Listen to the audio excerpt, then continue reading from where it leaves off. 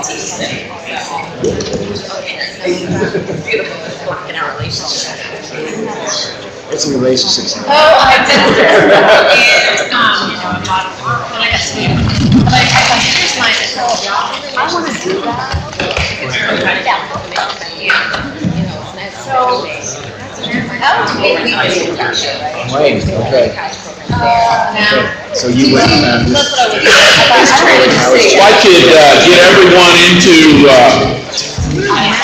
their seats here, we'll get started.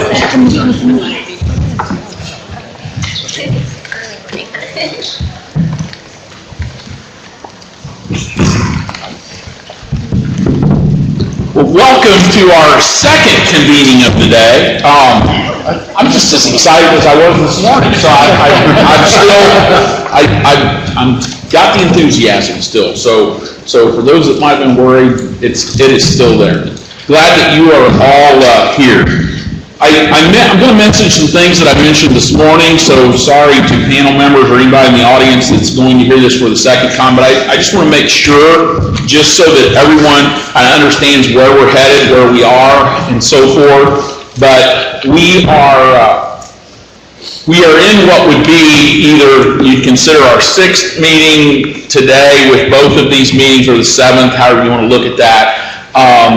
And so today's convenings were with this morning business and industry and some schools that have been partners with business and industry to really begin to close the loop back up from where we started with you all with higher ed and with business and industry. And I think that really helped us to begin to look at what some frameworks could look like and what that could come together as. And so I'm excited this afternoon that we can be with you all as well. Next week, on October the 10th, a week from today, the panel will begin to draft a first iteration, if you will, or first draft of what the pathway or pathways would look like. So that happens at that time. And then on October the 17th, and I'm super excited about this as well, we've invited all our collaborators, so you all included as well, to come back in maybe a little less formal atmosphere, but to have conversations around what we have drafted and what has come together, to really give you another chance to look at that, have conversations around it, and those types of things. So another convening around that for you to have feedback. We will also continue to take feedback and public comments either via public comments, like at this meeting, or on our email portal, which is gradpathways_comment@sboe.in.gov. So again, we want to continue to have those. Public comments have been very, very important to this process. Not a meeting has gone by that we have not talked about what was said in public comment or brought that back into, and so I can't emphasize enough how important that has been to this process. And then on November 7th, the panel will vote on final recommendations, and then it will go to the State Board of Education in our December meeting. So we started the grad pathways with business and industry and higher education at the table, and so as we believe that these pathways are your pathways as well, because you're the consumers of this. We felt like today, again, to bring you back together to have a discussion about this, what was important as well for this. We've brought together today as collaborators a wide array of Indiana colleges and universities. We're excited to have you all here at the table. Also want to emphasize that higher education doesn't necessarily, it can really mean what I've been calling just post-secondary, right? And so it doesn't mean necessarily a bachelor's degree. It doesn't mean where it could be trade school. We've talked about that as well, because those are important avenues as well with that. And then we also know that we would have what I would call non-traditional students that really don't go to seek a degree right after school, but end up going back at some point or take a little bit different route for that. So we need to have that into consideration of this as well. And then really get down to what we've been calling, and if somebody doesn't do it, Dr. Freitas is going to call it out. We need to get some specifics, right? What are the specifics of how this looks and how this needs to come together for our students? And so we are excited for you to all be at the table. And again, I have to recognize our friends with Evansville and Valparaiso, because I have to say you all were somewhat of a inspiration for me to want to have another meeting, because I read the book, The Powers of Integrated Learning in Higher Education for Success in Life, right? Which is one of you all's at Evansville, and Evansville and Valparaiso are in that book. And as I'm reading that, and they're integrating with students these real life, real context pieces for students to learn from, I'm like, this is what our secondary and middle schools and elementaries need to be doing as well. And so that really gave me some inspiration of, we need everybody back in the room again and really look at how does this look. So I really appreciate you all being here for that. And so with that, we will go, since if the discussion's anything like this morning was, I said, my gosh, we're going to need a bigger boat, meaning we were going to need more time because it was really good, really lively, and so I want to get to that as quickly as possible. So we will move to public comment. Do we have public comment? We have one. Okay, we will start with public comment, and even though there's only one, I want to be fair to everyone in the earlier and all the other meetings. We do limit public comment to 3 minutes. We will be strict on that, and Alicia will give us a 30-second warning on that. So with that, we'll go to public comment. And there's a chair right here by Alan Taylor for our public comment person. Steve Dahlheimer? Sorry. Dahlheimer. There it is.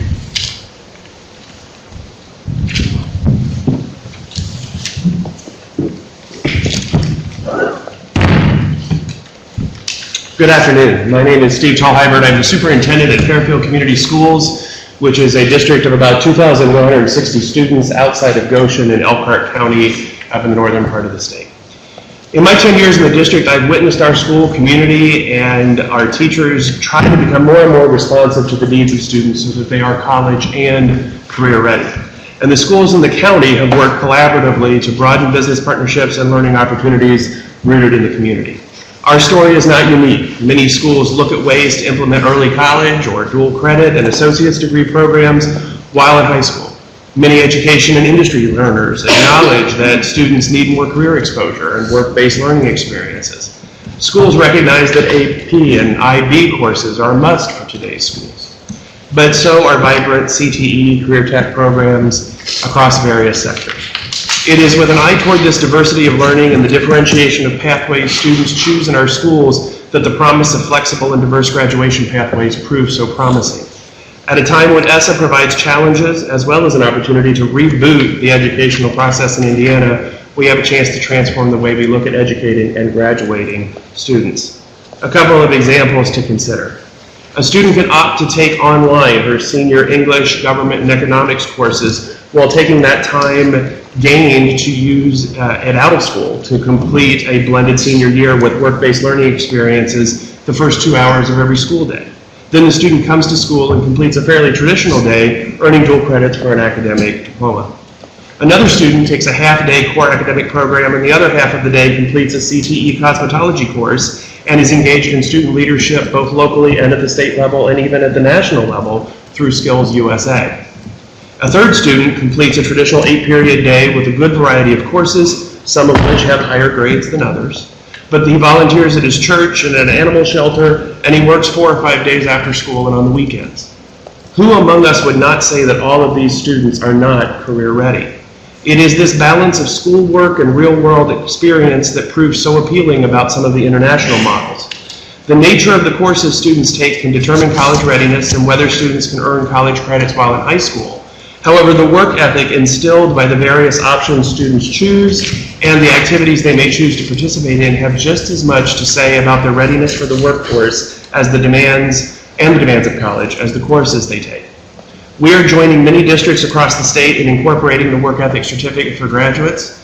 By mixing together dual credit courses across core content and CTE courses, and by offering AP, we've been able at Fairfield to have over 75% of our students complete high school meeting the state's current CCR metric. Some of these students did so while obtaining a general diploma. Continued exploration of a stackable, tiered, and accountable system of flexible graduation pathways ensures that we offer a single Indiana diploma that honors the diversity of students in our schools. This was how we as a state can guarantee that students are provided multiple opportunities for their future success. I thank you all for your continued efforts, for examining all the options, and for allowing me the opportunity to provide my remarks today. Thank you very much. That concludes public comment. And that's really a good segue to one of the first things that I wanted to do, because again, we consider really value the higher ed portion of this, as well as the business and industry part. And I've asked Brandon, who's been graphically recording for us, to just give a really short synopsis of, at the end of the meeting, and you guys will get to do this too, we went through and talked about what should a framework look like, what should a pathway look like from a business and industry standpoint, from a student standpoint, of really student success. And so I've asked him to do a real quick review of this morning, because I think it would be very informative to hear what that discussion was as well for you all. So Brandon, take it away, really loud voice for us, and be concise. All right. So it all stems from flexibility, choices, ability to have different opportunities necessary.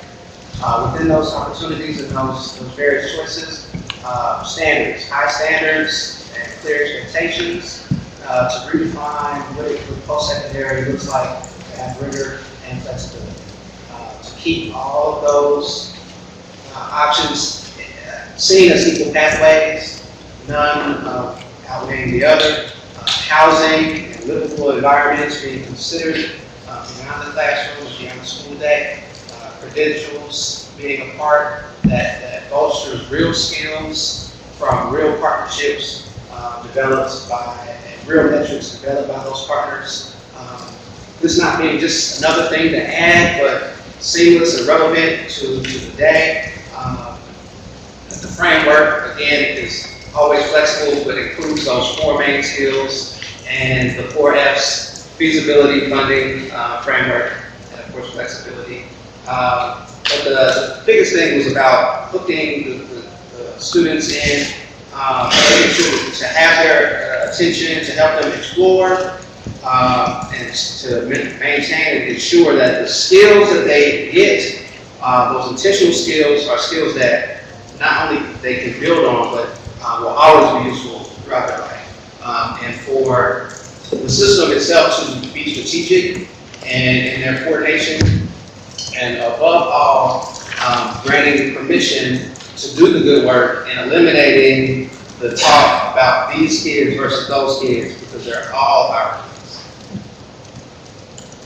Thank you very much. So that was this morning's discussion.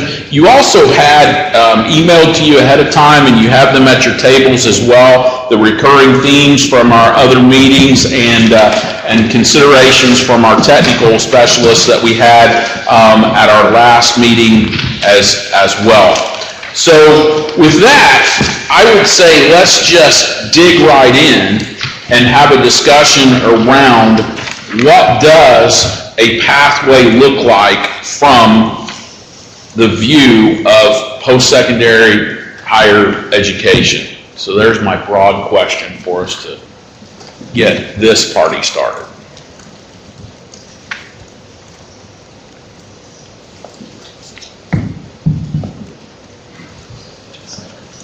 Silence. So, I'm ready for this. I'm ready for this silent treatment. So, at our last convening, we heard that GPAs, we had those that believed that GPAs should be a part of that. Transcripted credits should be a part of that. Let's talk about what does that look like from higher ed's perspective.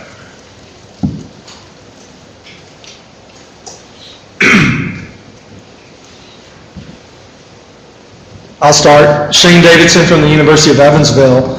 Thank you for the opportunity to be a part of this collaboration today. And I think your reference to the new American colleges and universities for which Valpo and UE are a member embodies exactly what this process has been from my observation so far today. Like-minded institutions and organizations and communities coming together for the sole purpose of improving quality and effectiveness of teaching and outcomes, with the heart of it being the success of our students. And so thank you for the opportunity to be at the table. So to your question about GPA, I've been in higher ed for 26 years, and we do see the preponderance of evidence still suggests that the greatest predictor of college success, and I'm quantifying that as college success, post-secondary success, is the high school GPA as a measurement of the curriculum of that particular institution, whatever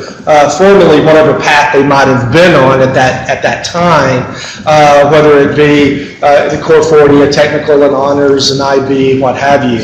That the test score is only a measurement of a particular point in time, per se. So I think GPA is a strong indicator of that grit element, the student's persistence to success, in terms of, are they coming to class? Are they doing the work? Are they engaged? Are they involved? Are they asking questions? Are they doing the assignments? And willing to fail on an assignment in order to get better.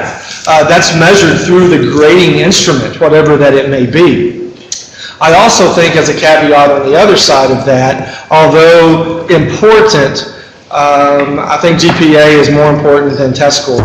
Many of my professional colleagues in higher ed, I think there's 900 of us across the country, do have test optional pathways to post-secondary education, UE being one of those, where a student doesn't necessarily have to submit an ACT or an SAT to be considered for admission to the university.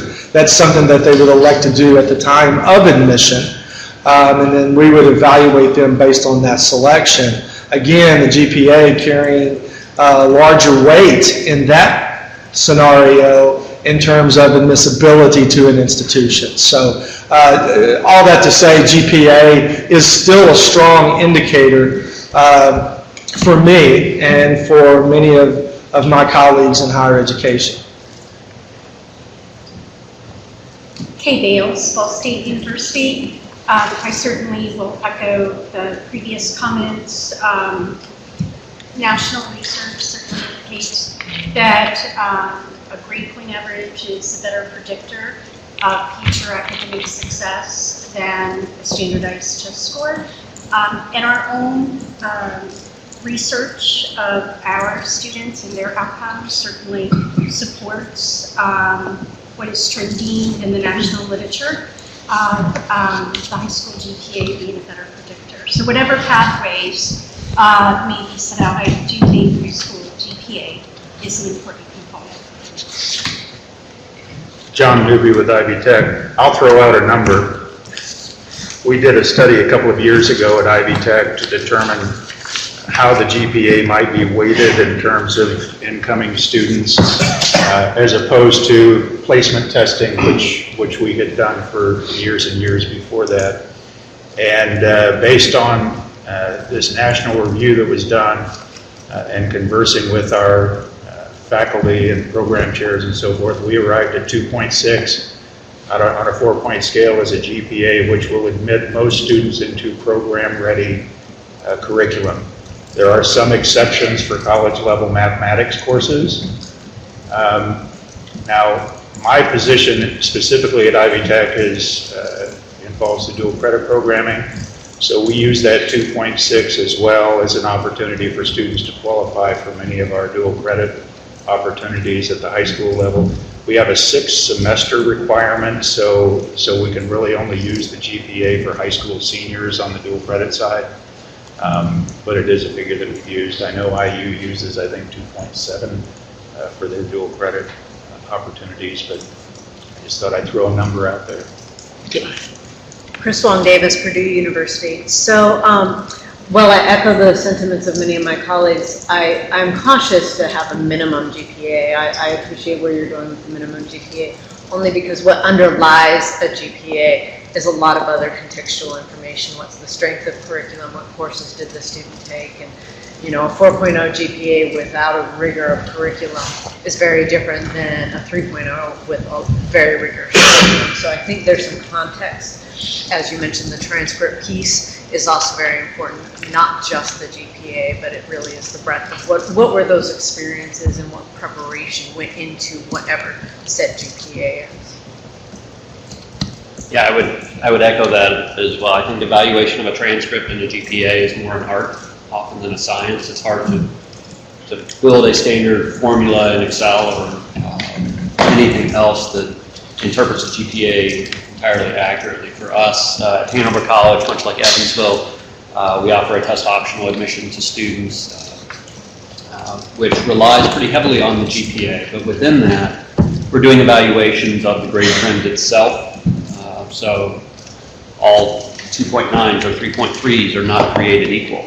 Students that are trending up through their curriculum are going to be given preference over students that may be trending down.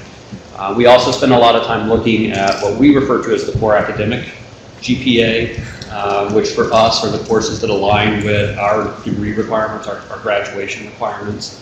So typically the English, the social studies, math, science, foreign language, those types of courses. And we're really focused on how students are doing in those courses that we know they're going to encounter at Hanover versus the electives they may be taking. With all that being said, we also try to evaluate some of the out-of-school experiences, the internships and other things that others were talking about. And that's been a challenge for us, I would say,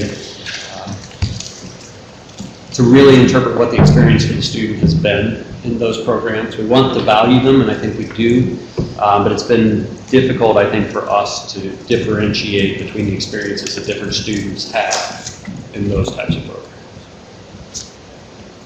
Just to put this in the context of a question we will get from students, is it better to get an A in a non-advanced level course, or is it better to get a C in an AP or a college credit, dual credit course? Our response is certainly to get the A in the dual credit course. But we do acknowledge that students in this situation may, if one credential is expected, that they may look for ways to make sure that that one credential is met. And so we wouldn't want them to sacrifice integrity of coursework. I think that's what I'm hearing my peers say as well. So when we look at the pathways, I saw a theme of in complement. So GPA in complement to other metrics and other measures. And if there's a way to build that in there, I think that's an important component so that students don't feel that they need to put undue weight on it, that we're unintentionally putting undue weight on one credential. Liz Bushnell from Manchester University, and I want to echo what my colleagues have said in terms of the importance of GPA as an indicator for us and students' potential for success when they get to us. One of the other things that, as you were mentioning Hanover, that we're trying to look at with students is their involvement in other activities, and asking questions not just about being involved in 20 different things, but have you been involved in something over a length of time? Have you shown growth or leadership in that particular activity? I mean, kind of the question of, well, is which is students asking, is it better for me to do all of these activities and have this long resume of I volunteered here and I did this after school job and I did this, or to be really deeply involved in something? And we're really actually looking for students who have that depth of involvement and who could show persistence and growth over time. And so some of those complementary activities can be really important in considering pathways. Beyond the GPA, thanks for being here, by the way. Really appreciate it. Beyond the GPA, have any of you experienced portfolio submissions? We received some comments that maybe a portfolio might be a valid and reliable indicator of future success, and maybe we need to incorporate that into a pathway. So within your admission standards, do any of you accept a portfolio, and if so, how do you assess it? And of course, there is a question about validity and reliability of that data, so I'd be curious to see how you do that. For us, I'm sorry, go ahead. So in the instances where I've encountered a portfolio in the admissions process, it really has been around an art portfolio, a music portfolio, a visual performing arts, and then you engage professionals to assess that. I think if you do it on a very broad scale, it comes back to how do you assess what's good and what's not. It can be very subjective, which can then translate into some difficulties for the students to decide, so what's my best foot forward? What do I put in this? Not knowing who's going to be judging it, it becomes much more difficult to meet what they feel is kind of the value product in a portfolio, because it can be so subjective. So I think portfolios on a broad scale could be rather difficult. Yeah, certainly in the arts, we've been using portfolios for decades upon decades, and that's the common practice in music or theater and so forth. But I guess I'm asking about those experiences that high school students may have that are not in the arts. For example, an internship within a company of some kind. Do any of you look at those kind of portfolios? And if so, how do you assess those? No one does it. The Ball State, we know we don't look at those. I think it comes back to what Chris was mentioning too, how meaning is assigned, and it's what you're alluding to. Certainly in an artistic environment, great meaning can be assigned in a measurable way to those portfolios because it's evaluating a skill set. Right. In a broad review of 42,000 applications, assigning meaning in a measurable way to something in a consistent way, I think would be difficult. But to your question about how we are evaluating, and to our colleagues' question about how they're evaluating experiences within a particular engagement opportunity that students have, I think many of us offer essay opportunities or spaces and places in those applications where students can articulate that in a meaningful way. It doesn't always come out as a numerical assignment. It doesn't have to, but it provides context in complement to everything else that we're seeing. And that's what I was going to say. I echo that. Fine arts portfolios are common, of course. The one that comes to mind, as my colleague just so eloquently said, was related to our engineering program. You know, if we have a young person that is in a pre-engineering curriculum at their particular high school, there's a track for that there, and they're involved in robotics and robotics competitions and those kind of things. We create a pathway for that student to explain those opportunities so that we can pass that on to our Dean of Engineering as they are making that admission decision to mechanical engineering, for example. That's weighted, but it's not necessarily in a formal portfolio. It's a way to enrich the overall application. I actually have two questions for you. Number one, we heard from a panel of experts last week about the reason that we need to have more math. Math, I would assume that most of you would want these kids to have 4 years of math. But going back to, so I'd like to respond to that too, because there was some debate at the last table whether that was necessary, whether we needed to have algebra 2 or trigonometry, whatever. The other, going back to portfolios, have some states, like I think New Hampshire, has gone to a portfolio-driven system. So I assume that they figured out a way, and institutions in higher ed in New Hampshire, not very many obviously, but have figured out a way to use those to evaluate. Is it something you would consider, especially if there was a third-party evaluator? As we're looking for grad pathways, so the intent of General Assembly was to have a GQE, a graduation qualification exam, and we use ECAs, and you tell us there's no value to ECAs. So we're trying to find something that has value to industry as well as higher ed. You know, there are things that you would consider credentialing, national certified credentialing certification. Are those things, or would a portfolio, if it was evaluated by a third party and giving ranks in terms of quality or rigor, would that be something that you could work into your assessment of whether or not a student was going to be successful? Obviously, you use SAT and ACT, I assume, as part of a barometer, but that's only part of what is. I need to really quickly, because I'm getting some texts from the crowd. These are microphones. If you could have that somewhat close to you and speak up a little louder, they're having trouble hearing it both online and out in our audience. So please, sorry I interrupted there. If you need to repeat, if you need to have you repeat the question, we will, but my phone was blowing up there. So if you all could speak up a little bit, would be great. I'll jump in first. I think the applicability of a portfolio would fit nicely for a student that wants to be considered in a test optional admission status. I think that would be great, especially among our core arts and sciences and classics, humanities, social science programs.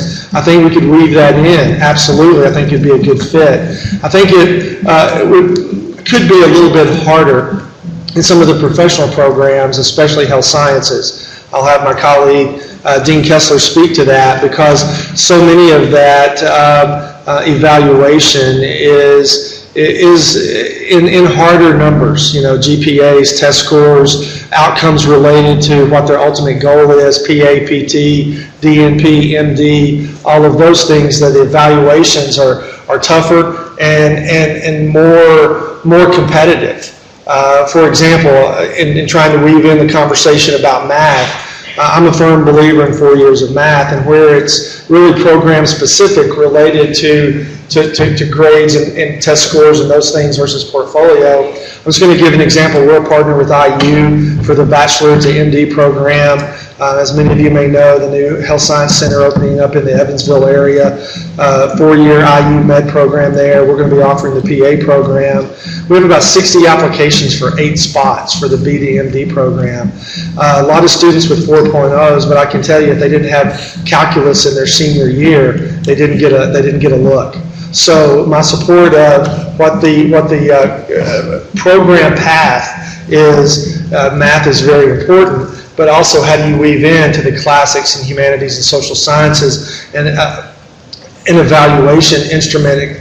I think the portfolio would be a real nice complement to that, especially among test optional considerations as well. So I think there would be a way to weave that in perhaps, but have some discretion based on what the major and the pathway at the collegiate level would be for that evaluation. Well, obviously, we would not dictate to you what you use. Right. I understand. I mean, I work for Marion University. We have, as well with our School of Medicine, we have 162 slots. We have 4,500 applications. Exactly. 162 slots. So, it would be a lot of work to go through on portfolios and try to determine all of that. Sure.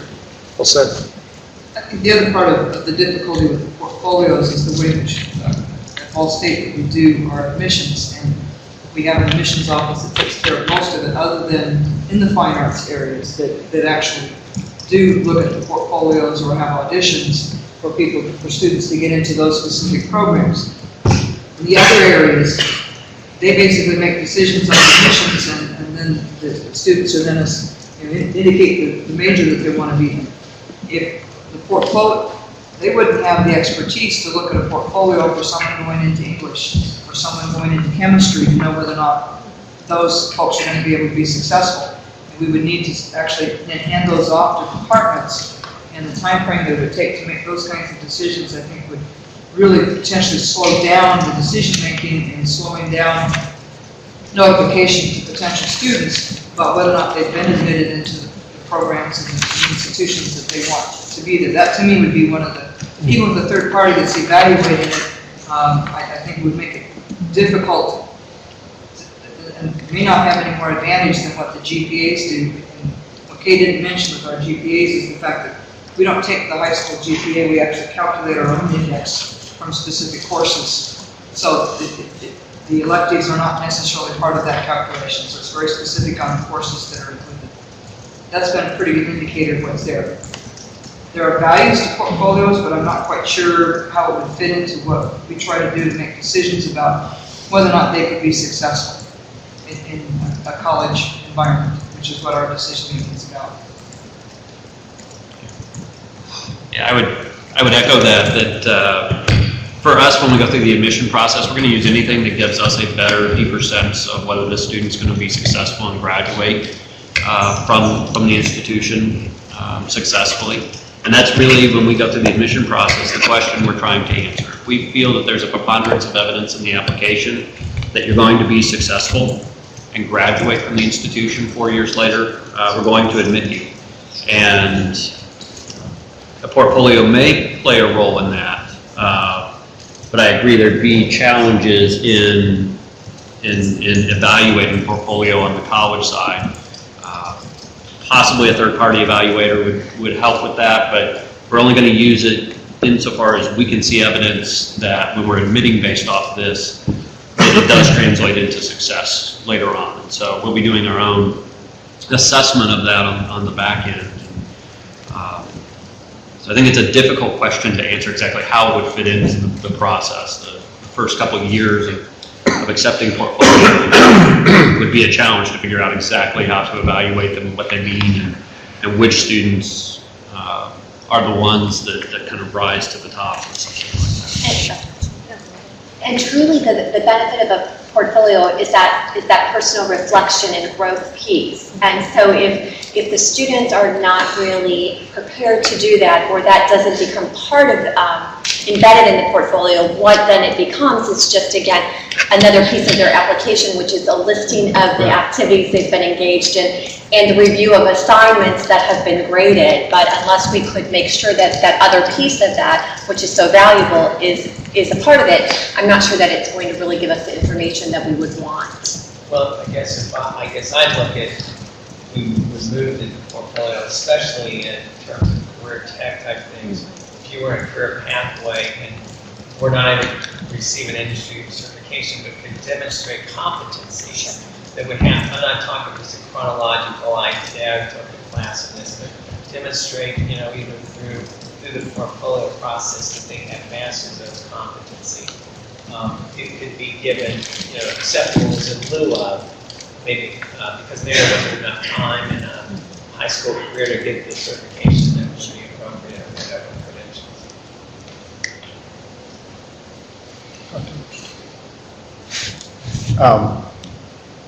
With our last group, Dr. Ernst and Representative Bain, I tried to push the envelope a little bit and saying if you all were to create a framework or pathways to the marketing and business folks around the table, and we had a really healthy discussion around what a framework might look like.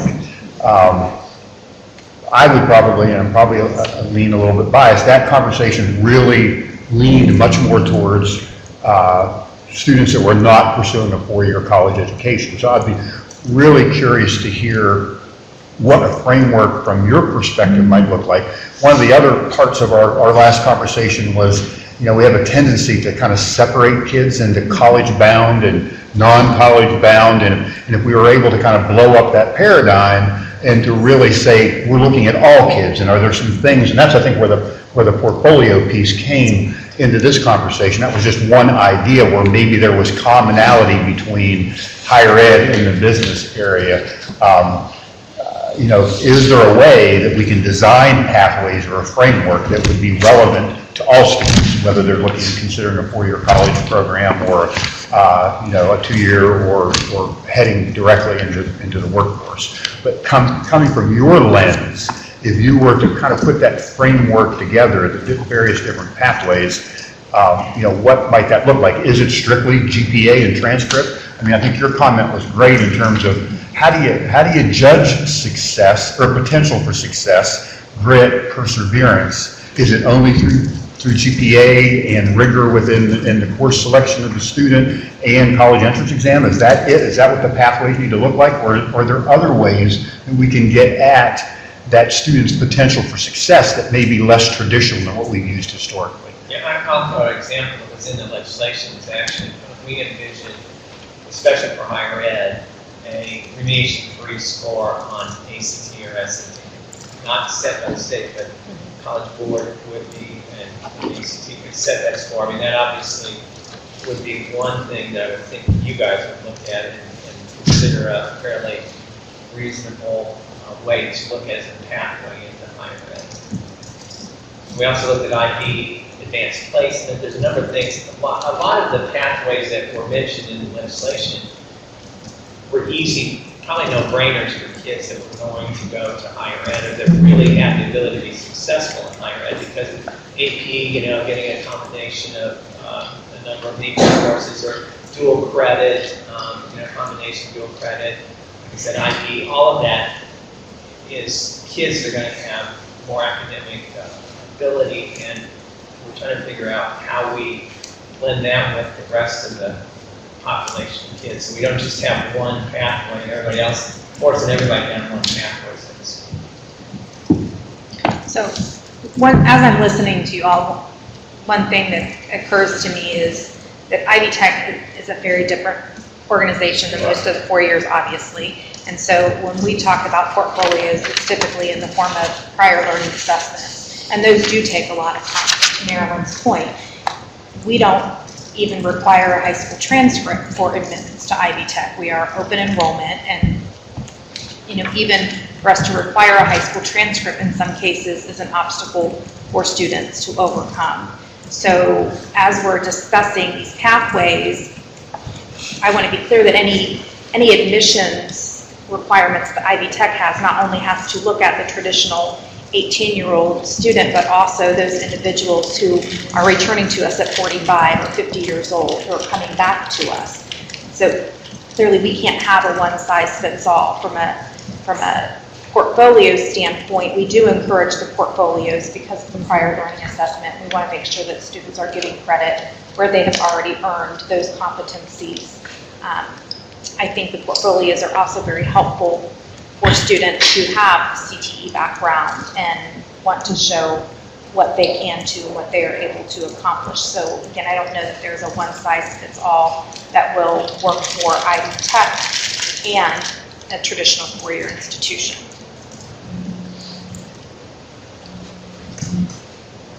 I think some of your comment that makes sense to me too, in terms of, I think there is some commonalities between all of the pieces that people are talking about.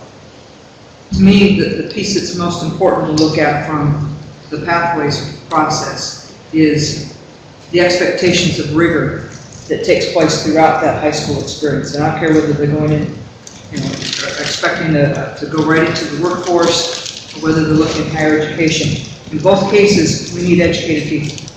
And for some, that education stops at the high school level. And so, in my mind, that makes it even more important that the high school experience be an extremely rigorous one, because that's the end of their formal education. Versus there's another 4 years opportunity for those that are going into higher education to get some of what the holes might have been that they didn't get in their high school experience. It's the well-rounded education that becomes important, and having people who are pushed in their abilities to think. And for some of our really top-notch students, that's a hard thing. I mean, I've got a nephew that was never challenged in high school or in his 4-year degree in his college piece. It was not until his law school days that he finally got pushed, because that was the first time that somebody actually really challenged him in a way that made sense. So I think we need to have options that are going to challenge our students to be able to do their very best work. And it's different for different people in terms of what that is. So that's the piece that I think is most critical in any of your pathways work is the rigor that's got to be there.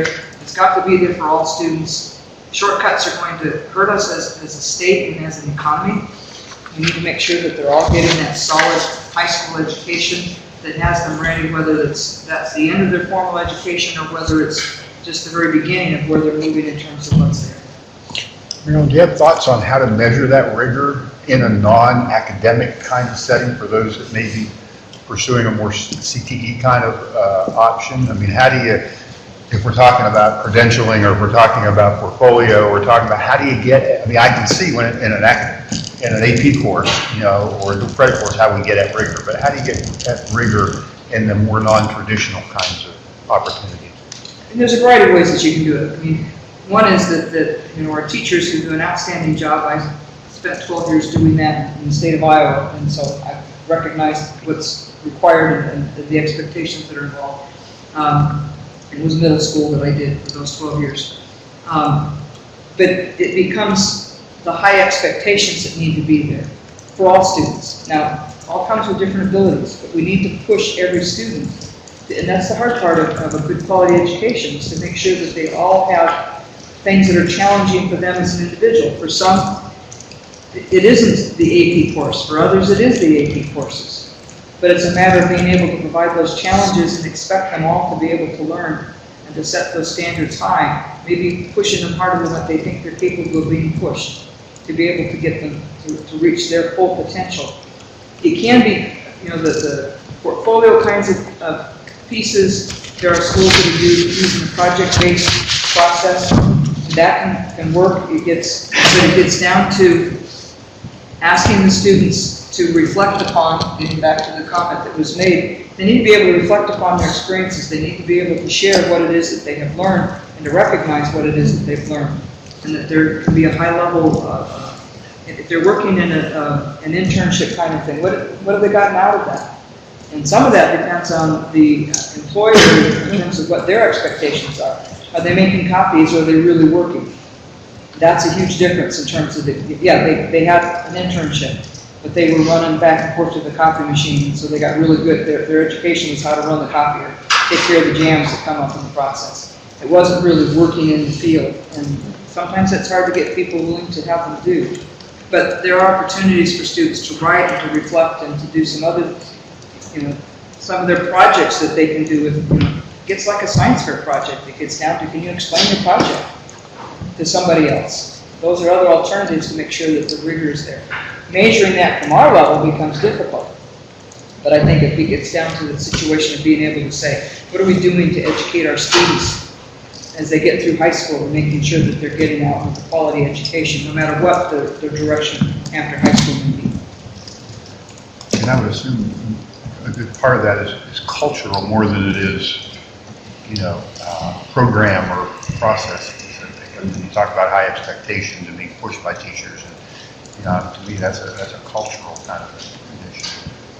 So one of the things that we talked about, so you mentioned it a little bit with some of the project-based learning. I think the last time we were here, we talked about work-based learning experiences, competency-based education. And so if we have students who, again, not to pigeonhole students into only a career and never college, right? And we talked about multiple entry and exit points and stackable credentials, which are essential. But there are ways, in fact, our state is doing it right now, to delineate, what are the actual workplace skills, not just work readiness skills, which are very important, which we can measure through, say, the governor's work ethic certificate and portfolios around that, right? But what are those hard skills? What are those technical skills that are aligned with a variety of occupations? Right, and so students may select a particular career pathway.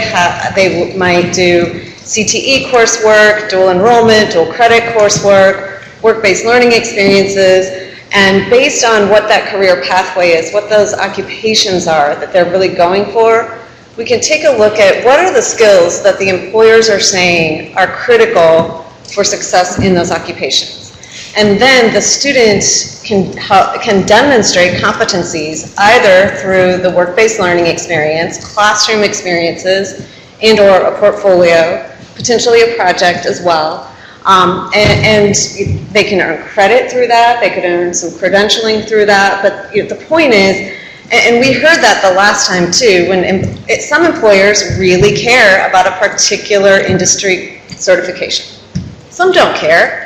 They want you to be able to do this list of skills and show up. And so how can we value that equally, right? Well, if we have lists of validated skills that employers want and students can demonstrate competency to those, have those work-based learning experiences, and join the workforce, I think that that's what we're really trying to do. I mentioned this the last time I was here, my biggest concern is what those skills are today are not the skills that are going to be needed 5 years from now. And if we're too focused on just the skills that they need right now, we have done them a disservice. And this gets down to that well-rounded education that's needed. We get media brief things of where some of our folks have been in news articles or things of various kinds, and just this last day or two, there were 2 or 3 of them that dealt with what are the jobs that are most likely to go to automation. And a lot of these jobs that we're talking about are the ones that are going to head to automation. Well, how am I going to, if I knew those skills that now a robot's going to take over to do I have a job? And if you had the well-rounded education and you've got, and I'm going to go to one of our favorite subjects of math, you've got the geometry pieces and some of the algebra pieces, you're probably going to be able to have the skills necessary, that science background, to be able to run that robot. And you're not the one who's going to lose their jobs. But if that wasn't the skills that they went out to and got into the workforce to begin with, we've set them up for failure down the road. And that's a piece I think we need to be very careful. We're training people for what we don't know is going to be down the road the next 10, 20 years. We've got to make sure that they're ready to adapt. John and then Mary Jane. Sorry, John, wait here. Yeah, I just wanted to add that one thing we're playing around with at Hanover is the idea that some of this may be a vocabulary issue, that we've seen students, at least when they go out to interview for jobs and other things, have a difficult time articulating what they're getting from particular coursework and how it's relevant to their employment status. And being able to tie competencies, and I agree there are some technical competencies or skills that probably aren't going to translate into what the 4-year institutions are trying to do with their curriculum. But I think there probably is some level of overlap there if you can get agreement on what that vocabulary is. We're now experimenting with, we're using the strong inventory, but the skill sets that are identified in the strong inventory and trying to tie those to classes. And so the students know when they're signing up for courses, this develops analytical thinking, this develops interpersonal communication, this develops these other things. So at the end of it, you can kind of tally things up and see I took 17 classes in the development analytical side. Or as part of advising, if you know that part of that individual's personality type is I'm already strong in the analytical stuff, maybe I need to be challenging myself and taking courses that relate more to the interpersonal development. You can advise students in those directions to help round them out. And I think those are skill sets that employers would identify with, that academicians can value as well. But there'll be some of those technical skills that probably just simply don't translate to some of us quite as well. The other thing I wanted to add earlier was one of the things that we try to assess in the application review is how students respond to challenges, and that I think really gets at the whole concept of grit. So earlier when we were talking about the question of is it better to have that C in an AP class or the A in a dual credit class, well, yeah, it's better to have the A in the dual credit class, but if all I see are A's, straight A's on your transcript in dual credit classes, and I know AP was available to you or IB was available to you, and you never took that step to try it, then I have concerns about what happens when you are challenged for that first time, whether it's at Hanover in law school or anywhere else. Is it your flight response that's going to kick in, or is it your fight response that's going to kick in? And what we're looking for really are the students whose fight response kicks in. Thank you, John. That's almost exactly what I was going to say. When we talk about skills, we're not just talking about learning how to use a wrench or learning how to do a particular job on the line. It's why do I need the wrench for that particular aspect of my job? Or when it becomes automated, what can I give to my supervisor on the floor to tell them, this is what we can do when we automate the process to improve it to take less time. And those are critical thinking skills. Those are problem solving skills. Those are identifying solutions to bigger problems. And students who are learning hands-on in coursework, for example, if someone is automation, if they're learning how to fix an engine, I mean, they have to identify what is the problem that I'm seeing in this engine and what tools do I need to use to to fix it. That's no different than an attorney sitting at the desk saying, I have a client who has XYZ problem. What are the tools in legislation that I need to pick out to go before the judge to solve this problem for my client?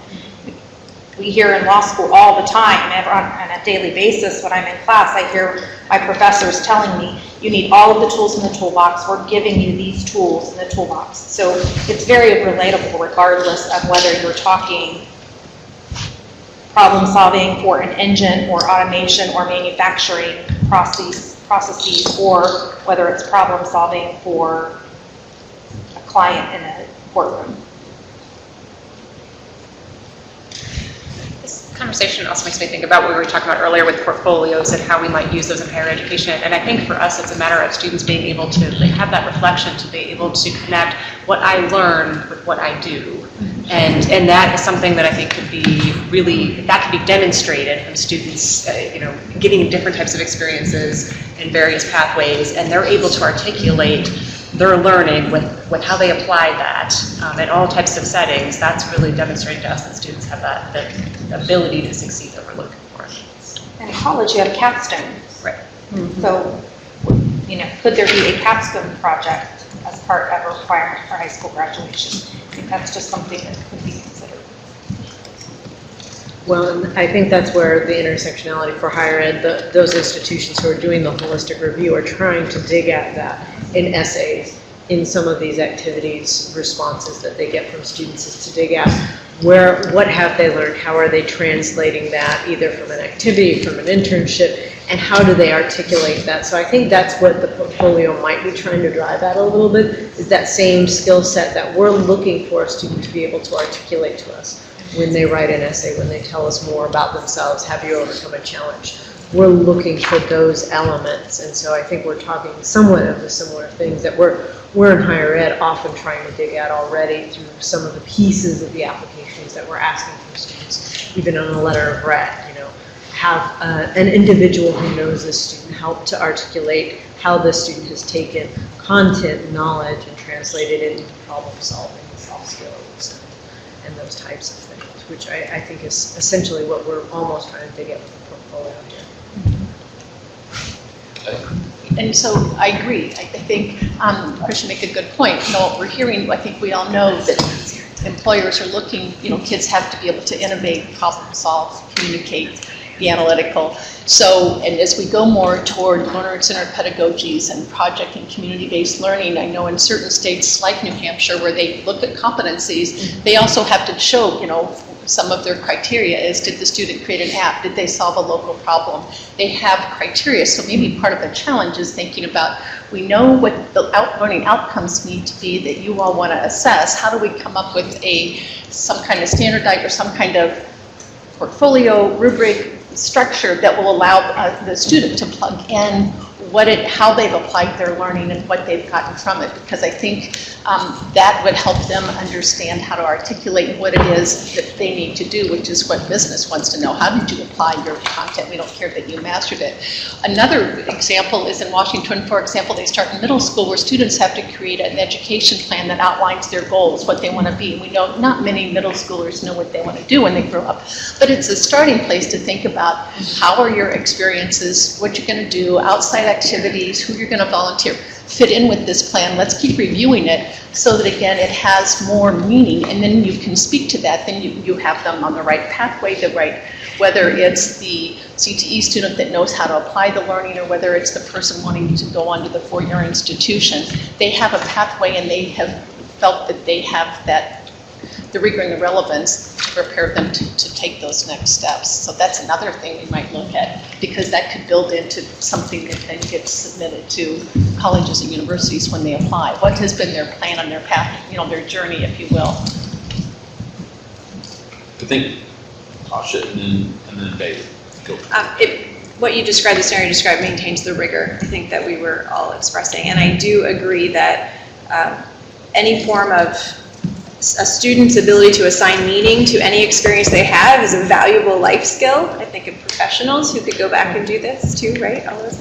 I did want to mention, this came up at the earlier conversation that we had about putting undue expectations or pressure on the school administrators and specifically the secondary counselors that are in these environments supporting the students. So anything that is developed needs to be developed in a way that a student's ability to succeed in the process is not dependent on the staffing or funding resources in their school environment, so that we don't get into a situation where it's the have and the have-nots, where students with means can go out and find a third-party support to develop their portfolio, and a student who does not is dependent on the resources that may not be available. So I think anything that comes along with very specific, easily identified and definable metrics that a student themselves, without any support, parental or secondary support, could negotiate, is going to be critical to their ability to succeed in that process. Well, and it should be part of the coursework. If you're doing project, all the time, trying to solve a problem, that should be what's the course, and it should be, obviously very curricular. So we should put together all of these pieces. What was done to show whether you were successful? What did you learn when you failed? How did you solve it? Which is also important as we look at grit and resilience. Oh, I agree. It shouldn't be up to the student to do. It needs to be built into the system. As part of our discussion, we're looking at maybe some things that cut across all pathways. So whether a student goes to a career, whether they go to a university, I think there's some things that cut across. So my question to you is, what should a graduate of an Indiana high school be able to do and know? What specifically? I'm looking for specifics. So, because we're creating these pathways, and so I know it goes a little beyond higher education, but you're all education experts. So what should a graduate of an Indiana high school with some kind of diploma know and be able to do? So to help David out here. Help me out. Well, no, and to give you a second to think. So I think where he's going is that this morning, we literally came up with a rough draft of a framework. So for example, business and industry said, we'd like for you to have a part of the framework be core skills, 2 pieces to that, soft skills, and then the problem solving, critical thinking, mathematics, and that piece. The second one was, and we differed on what to call, but academies or every graduate having some type of a credential. Whether it be industry, credential, what have you, those things still to be worked out. Third piece was a work-based learning continuum, or work experience. Fourth was exploratory, whether that be with career coaches, wanting that to start in kindergarten, is what they said with that. And then business and industry partner, that the school would have to have a business and industry partner to be a part of that. Parent education. And then externships for teachers was another part of that, so that teachers really understood and had some support for that. So that was a framework this morning, and I think where Dr. Freitas is going is, what we'd like for you now to do is be creative with us. What would that look like for higher education? Did I frame that correctly? Well, I guess it's beyond higher education. I guess they're the recipient to some of our students, but not all the students. So I'm asking them to think broadly, even beyond your higher education institution. You're all citizens of Indiana, right? So what do you think a student needs to know and be able to do when they graduate from high school? And I think it goes back to a couple of weeks ago, we talked about defining what a profile of an Indiana high school graduate would be. I think that's yeah, what's the competencies and skills? I heard from Maryland they should have a well-rounded education. I'm sure Maryland will say that again. But are there other things? And Marilyn, I'm going to ask you, what's a well-rounded education? And I'm writing them down. So just getting started in terms of what's there. But, I think there's, in determining what the competencies are, the pieces that you're going to have, the level of this needs to be there. But basic writing and reading skills have got to be there to be able to interact within the world in which we live. And you're all going to know where this is coming from, but the next one that came to mind was an understanding of government and responsibilities of citizenship, which I haven't heard anybody say anything about. It becomes something that everybody, you want what does everybody need? These are things that I think everybody needs. Along with that becomes some understanding of our history. History lays the foundation for the future, and without having an understanding of how we've gotten to where we are, we don't know how to frame the future in terms of where we're going. I next got to the math level of areas and personal finances. Again, this is the only education you're going to get. How do you handle personal finances? How are you able to apply math to everyday living experiences, which actually gets into your algebra and your geometry, because those all come into play in everything that we do from a day-to-day basis, just going from there. And then I was getting ready to move into the sciences and haven't gotten to that point yet when you asked me to respond. But those to me are, now within that, if you have those things and they're done correctly, then I think you also get the concept and expectations being that you can think critically, that you do have that problem-solving ability, are pieces that have been worked into getting some of these pieces. But there's some basic knowledge pieces that help to build that have to be there as well. And if all we're doing is teaching those pieces, the depth is not going to be there that needs to be there. So that's the start of it. Just to enhance that, I was going to say, I think she's spot on. I put one of the elements in kind of three buckets. We talked about the technical skills and the soft skills. Those are important. Those have been echoed. But the category I wrote down is what I call life skills. That's the personal finance element. How to manage some of the things that we don't teach them in college, how to do. But is there an element of life skills that can be included in that rubric of technical, soft, and life, however it would to be balanced? Because at the end of the day, whether it's automation and robotics and those kind of things, we all know, if you're reading any of the articles that are pointing to 2025 and 2030, there's going to be a shortage of truck drivers in our country, to get goods from the ports to middle America. Well, even then, you're still going to have to learn how to and be able to communicate with other people, that interpersonal. You got to be able to communicate with other people.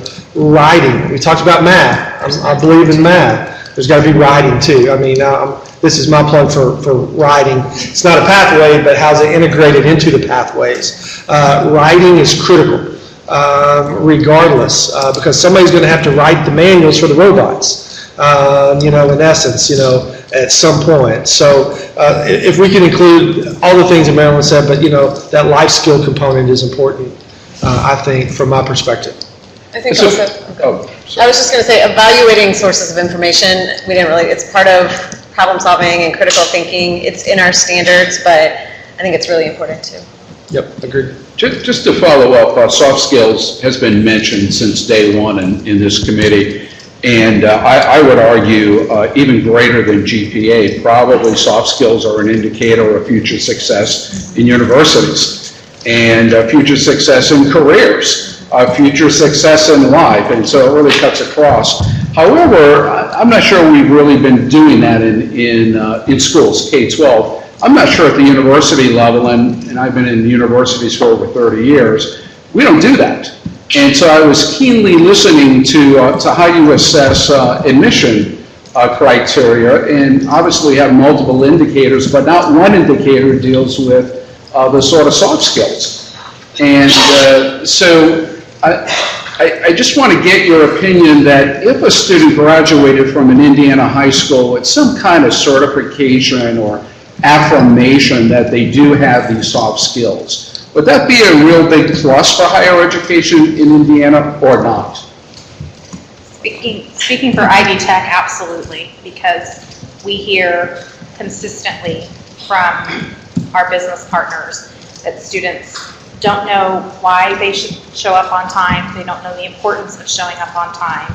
They don't know the importance of shaking hands and making eye contact, and they don't understand the importance of not slouching in their seat and sitting up at the table. And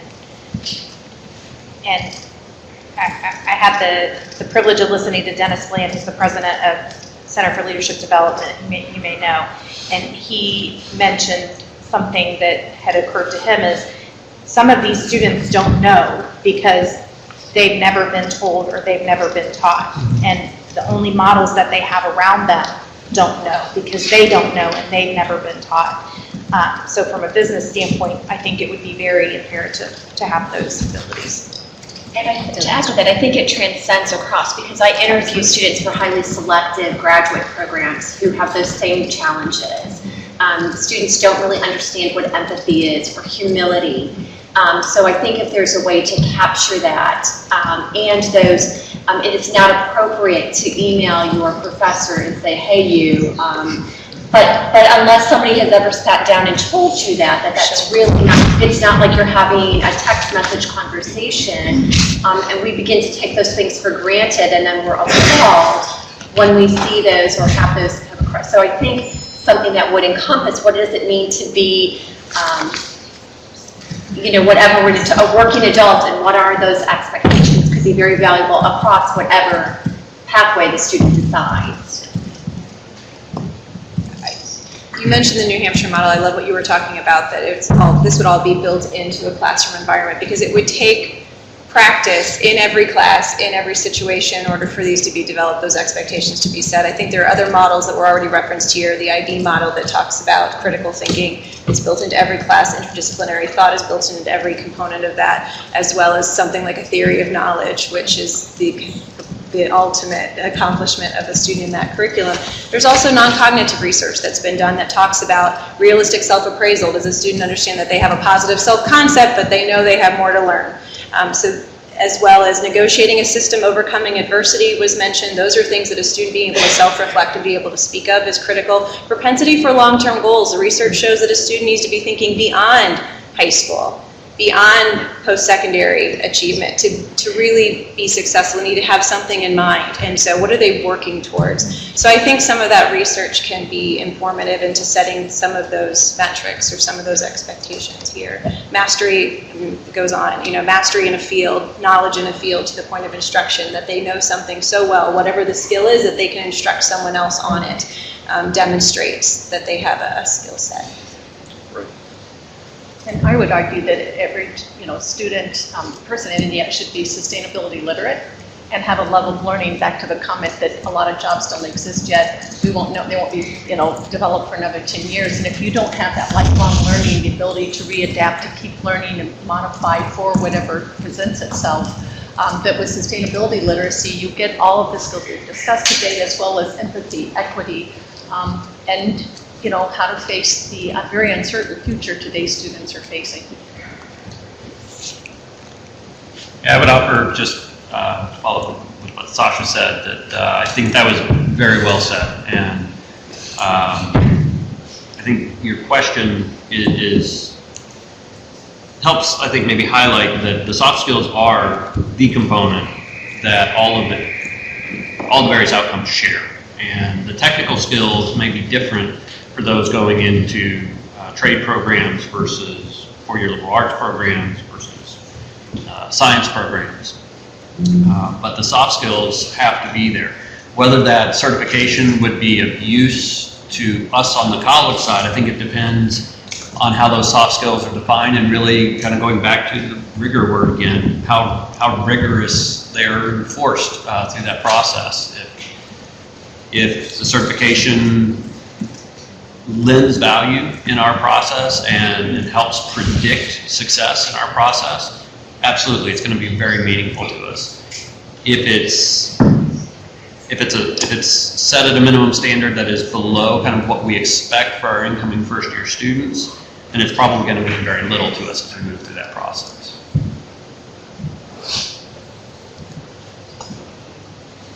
I think the conversation here around so many different skill sets and soft skills and so forth, back to one of your questions, is how important is that to us? How would we feel about knowing where students are in a particular area? And I think, not only wearing my hat as an enrollment vice president, but I'm also vice president for student affairs. So I see students well after they've been admitted and all kinds of their various activities and so forth on a college campus. And so understanding how they navigate the institution once they're here is really important. The grit and all of those other pieces are essential. is now putting on my enrollment hat and thinking about how we go through 26,000 applications every year looking for students. How can we evaluate that in the admissions process? How can that be somehow added to a transcript? I think portfolios are very complicated to pick up that kind of information and for us to use and evaluate. But if there is some way that that is a part of a student's transcript, I don't have the answer to what that looks like, but if there's a way to do that, I do think it's important information that we can use through the admissions process. So if we built it in that any student graduating from an Indiana high school with a diploma or whatever we call it, we're having a debate on that issue, but assuming a high school diploma would have it as part of their education, then as you're looking at a transcript or an application, any student coming from Indiana would automatically have it because it's a requirement. Would that account for trying to sift through, you say 30,000 applications? Yeah, if that is a requirement for every student, then certainly it makes it a lot easier in making some determinations about do you have it, do you not. Everyone can have it. And I think that really helps.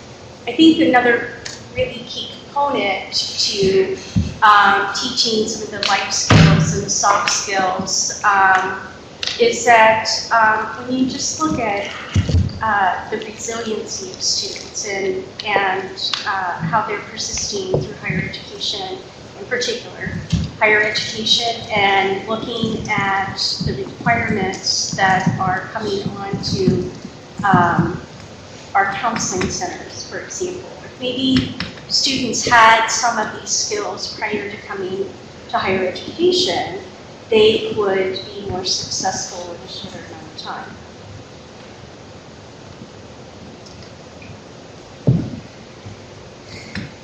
Just to echo my colleague shared, when we are evaluating applications, we certainly understand it's our responsibility to understand the curriculum that is assigned to every school in this country that is applying to our institution, and we need to do that at sometimes a very micro level to understand really what the student has learned. I think if there is a milestone component or a credential component or expectation that we know is built into every piece of the curriculum from an Indiana student, that is something that we can take into account. It also would provide some sort of leveling opportunity, because we know there are differences in how the curriculum is administered at the different schools. And so if there is some sort of baseline expectation that these components are built in, it allows us to understand that a student, regardless of their environment that they're studying in, has some core skills. So I think it could be helpful. Hey, go back to John's comment about the rigor. It has to be rigorous, and I don't think we should put anything in that's not going to be rigorous, but we had testimony this morning from a superintendent who has put this into his schools, K-12, and it permeates all of the grade levels. And he has created an assessment system to document competencies, which is really exciting. So we're going to get more information on that. But I think that may be a model, one model to look at, so that we could say any student who graduates from Indiana has met a set of competencies on grit, perseverance, and so forth. I would think if I was sitting in an admissions office at any university that would certainly give that student at least a minimal leg up on other students. Thanks for your insights.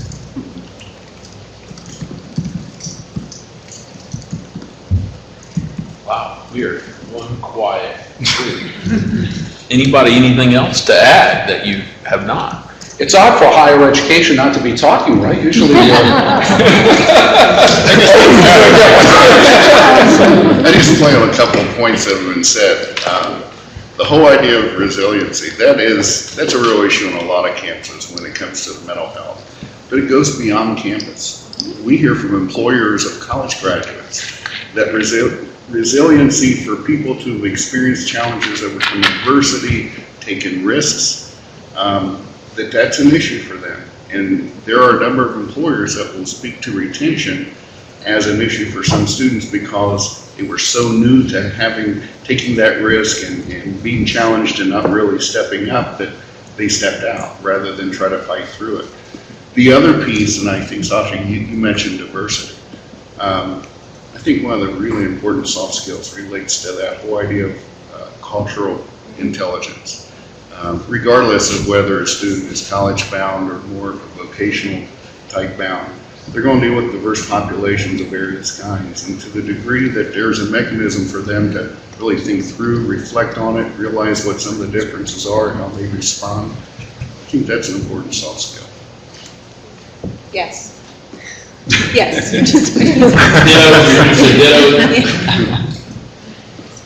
I think, sorry. As this conversation has shifted, it makes the original concept of, you mentioned a portfolio, and I know that we all shared some concerns with the meaning of that, and what the expectation from families, the meaning of that would be. If this is something that is then built into the curriculum across the board, it makes that conversation easier. It's not a sense where a family would come to us and say, we did this portfolio and you're supposed to accept it.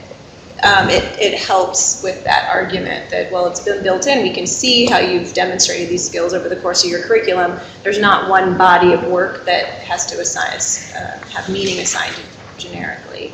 Now, I still think I agree that there's portfolio opportunities depending on the path the student is going for. I don't think it's something you completely rule out, take off the table, but I appreciate this direction because it makes it much more it's easier for us to assume that into our process in a meaningful way. One of the things that has come up in other meetings, and it hasn't come up in this one yet, is the discussion. So it's one of the last things on my list. We've talked about a lot of things. Last things on my list here as I look at this group is the idea of transcripted credits. And there's been how many, how valuable, what is that? There's been all kinds of discussion about that. Could we talk about that for a few minutes? I'm sure you have opinions on that. Don, you may just want to throw another number out there. 6. No, I feel very strongly about transcripted credits because I oversee Ivy Tech's dual credit programming. So it's very important to me personally. It's important to our institution as part of our overall mission for education in the state of Indiana. And that's across the board. So I think it's, when we talk about the pathways, it's really important to remember, and I think I mentioned this the first time we met, we believe those students coming out of Allen's program at Prosser Career Center are just as valuable to the future of Indiana as those students coming out of one of our comprehensive high schools with a 4.0 GPA and all the AP and dual credits they could possibly earn. We want to make sure that we're recognizing both and having an opportunity for both beyond high school. So I'm all about transcripting credits. The other thing that I think is important at Ivy Tech also is the idea of a certification crosswalk, so that if, whether it's adults in the workforce or a student coming out of a career center who may not have had the opportunity to do a dual enrollment type of program with the Vincents or an Ivy Tech, that if they do earn an industry credential, that those can be crosswalked over into credit, and those credits then could help a student be well on their way to obtaining a degree from Ivy Tech or a Vincent's or a four-year as well. The notion of a dual credit or other ways that students get college credit in high school, beyond Ivy Tech, I'm interested in all the other institutions. Do you readily accept that credit into your institutions, or are there some challenges there? So I think this has become a bigger and bigger conversation actually with our student population. So while it's all well and good, we do encourage students to do AP and IB and dual credit and get some of that experience. The one concern is students who are bumping up against the ceiling of credits, those who have high financial need, students on federal financial aid can only get 150% of the credit hours on federal financial aid.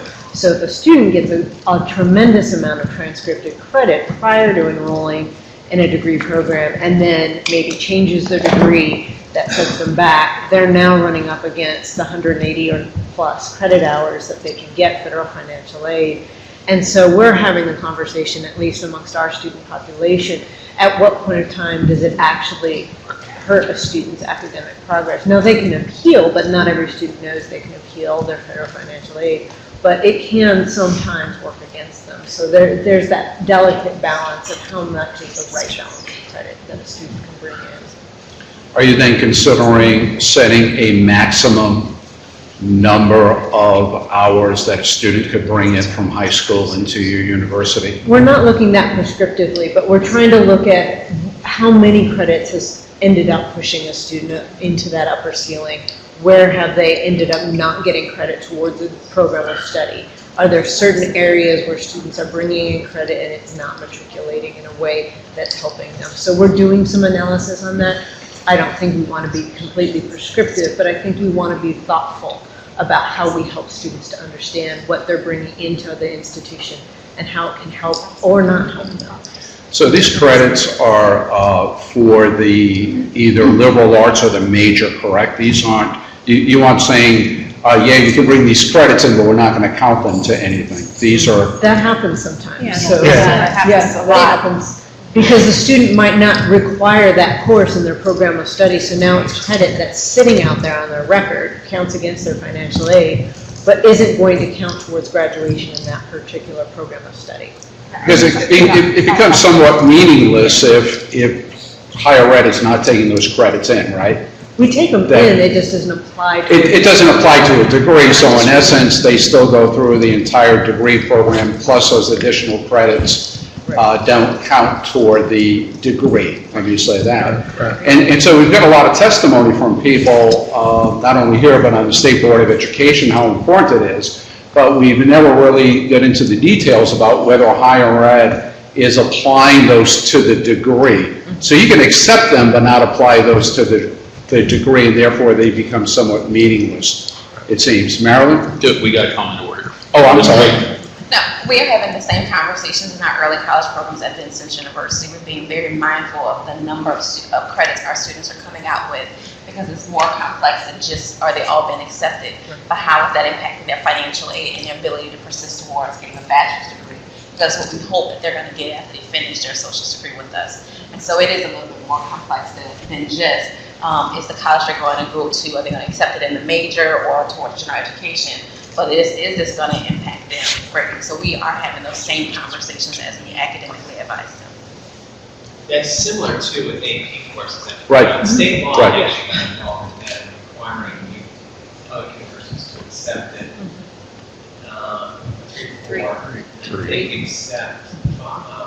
You have to accept in 3, 4, and 5. Exemption, they didn't have to do 3 for the, I think it's Purdue, for credit for a particular major, you have to get a lack of credit. So we haven't really got that engaged. Go ahead. So, when you say accept or not accept, I think you need to be clear about part of that, because the major itself, it depends on majors. Half of ours take pretty much the full 120 credits, and they're pretty prescriptive in terms of what it is that you take. The other half have a whole bunch of electives.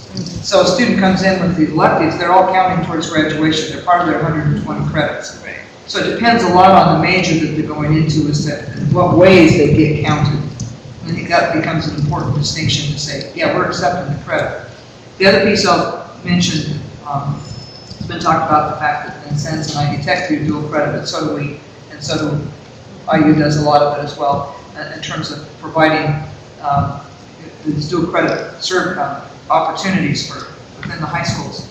And I think they're an important aspect of helping reduce costs and helping students to get finished within a 4-year time frame and to get out of the workforce. The concern that we have, our faculty have, gets down to, it's the word I've used a couple of times already today, it's the rigor.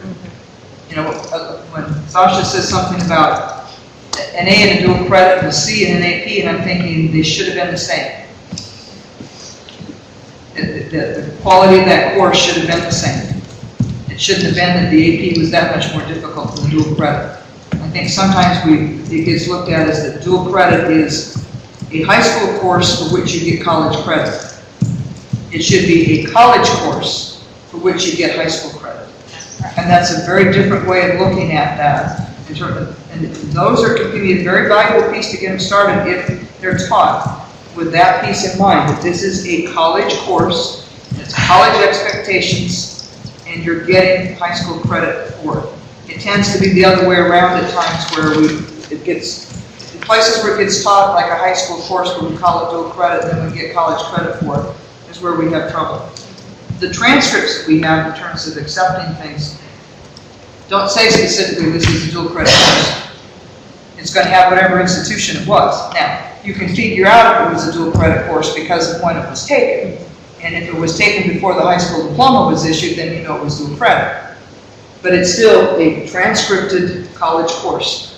And no matter where it came from, that we look at to say, yes, we're going to accept that, as long as it's the C or better in terms of the grade that's there. But the problem we have is whether or not it was taught at a college level, and if not, then the students struggle with the courses that follow, and that's to their detriment. Well, if not taught at a college level, it's not being taught to Indiana standards, because we're required to follow standards that insist upon identical syllabus, identical curriculum, and standards, and so forth. So it's certainly our hope and our expectation that that's happening. I'm sure there are examples where we could all find where it's not. On the credits being transferred and accepted and so forth, I wanted to mention also, as part of our early college programming, we've really tried to focus in on high schools where they can piece together enough opportunities to work toward the statewide transfer general education core. That's been a big part of our programming on the early college level, and the nice part about that is it's required to be accepted by public institutions. I know that majors, depending upon the student's major, can play into that. They might have to take something in addition to what they come in with, but that's been a real help in terms of our providing dual credit opportunities. Just switching gears just a little bit, and I think I know the answer to this question, but I'd like to hear from you all. One of the things that's kind of central to this conversation, previously the graduation pathway was end of course assessment, and both in language arts and in math. Do you all see that at all as an indicator of success? Marilyn, you described your graduate profile, writing, reading, math were pieces of that competency. Has that end-of-course assessment been at all an indicator of success? Is that something that needs to still be into consideration, or that's not anything from your perspective that's valuable as you look at students coming in? We don't use ECA. We don't. The piece we look at is if they have a diploma.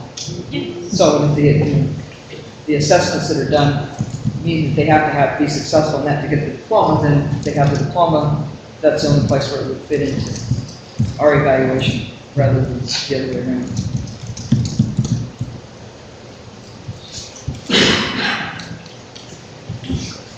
I want to follow up with you because my son does take early college classes and there is no financial aid applied. It is out of my pocket. I write a check. So it counts though towards your financial aid on the other end? So it's a federal guideline that all credits earned count towards earned credits for federal Even though financial they aid. didn't get financial aid for the first 1 year or possibly 2 in certain circumstances. Correct. That's a federal guideline. That's not something applied by the institutions. A couple of things on this. This last year, we, in Commission for Higher Education, issued our first dual credit supplement that shows outcomes, and I'll go ahead and provide that to the panel that can be seen out to everybody here, so you can look at the results from that. It's 1 year, so it does not make a trend. You can see some of the enrollment stuff prior to that for our 16 report.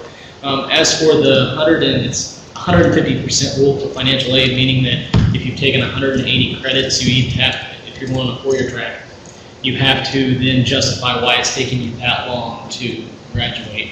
So you're not losing financial aid technically. You're just, you can't go a very long time after that. I would be very interested to see how many students are being hit with the 150% rule based on dual credit if you have that data publicly available. That would We're be- working on finding that. Our difficulty is the students who don't know that they can appeal it.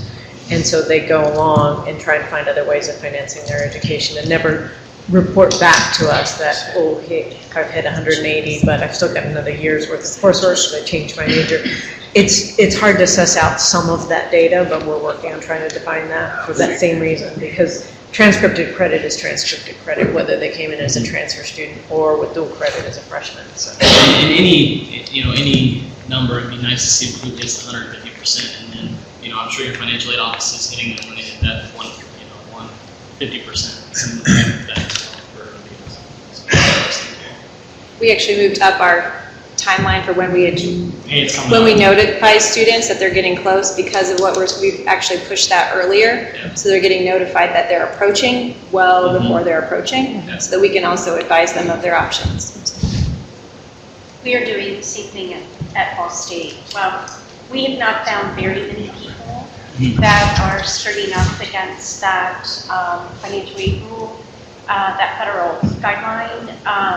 We have found that there are a few, and we need to make sure that we're prepared, because if we're not, from an institutional point of view, that's a violation of our administration of federal aid. And so we have to make sure that we have safeguards in place to catch that. Just an aside to that, the satisfactory academic progress is a provision, and it's problematic in a number of ways, not just for this.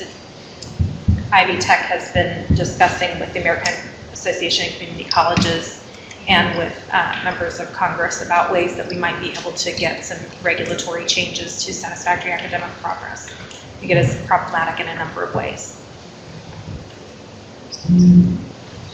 I wanted to add, in terms of early college as a model, the organization I represent, Sboe, is the organization that promotes early college throughout the state in terms of training schools in the model and having an endorsement process.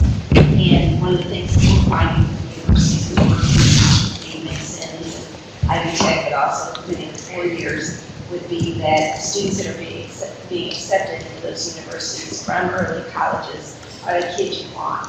They're the kids that are going to finish. They're going to finish early. They're going to get double majors. They might go on to study abroad. University of Indianapolis, where we're housed, has a number of students that they've accepted. We've had kids call us up as juniors and say, I'm starting my master's degree now. So those are the kind of metrics that universities want to see. Those are the kinds of students that folks would like to have in higher education. But what's important to remember is early college is not just dual credit. There's 8 components to the model, and supports are huge. Kids are high school kids. They cannot just be expected to do college credit on a dime. So they need supports, and that's academic, social, emotional supports, and also college readiness types of supports. So to equate the two would not be something that should be done. And there's also a handout in your readings that shows the difference between dual credit and early college as well. So should we be, not sure how I want to ask this. So when we've looked at these dual credits, transcripted credits, the different ones, right? And I guess I've lived through, I was one of the first pilot teachers when Purdue started dual credit with advanced life science courses, right? And we know the disparity that we had between the courses and the way they were taught, right? That's calling it like it is. So should we as a panel, and I'm hearing a little bit of this, should we be concerned with a world where we would just say a child that has 12 and I'm just pulling this out of the air as a number. Should we be concerned with saying that every child that has 12 transcripted credits might qualify as a part of a pathway?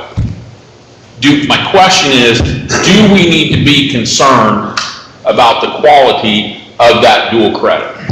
And John, to your point, you're saying if they're taught by standards, I shouldn't, right? But I'm asking the question because I've heard this said a few differing ways. Well, every dual credit program in the state of Indiana from a public institution is required to be accredited. either through the NACEP organization, which is national, or the program that replicates the NACEP standards through the Indiana Commission for Higher Education.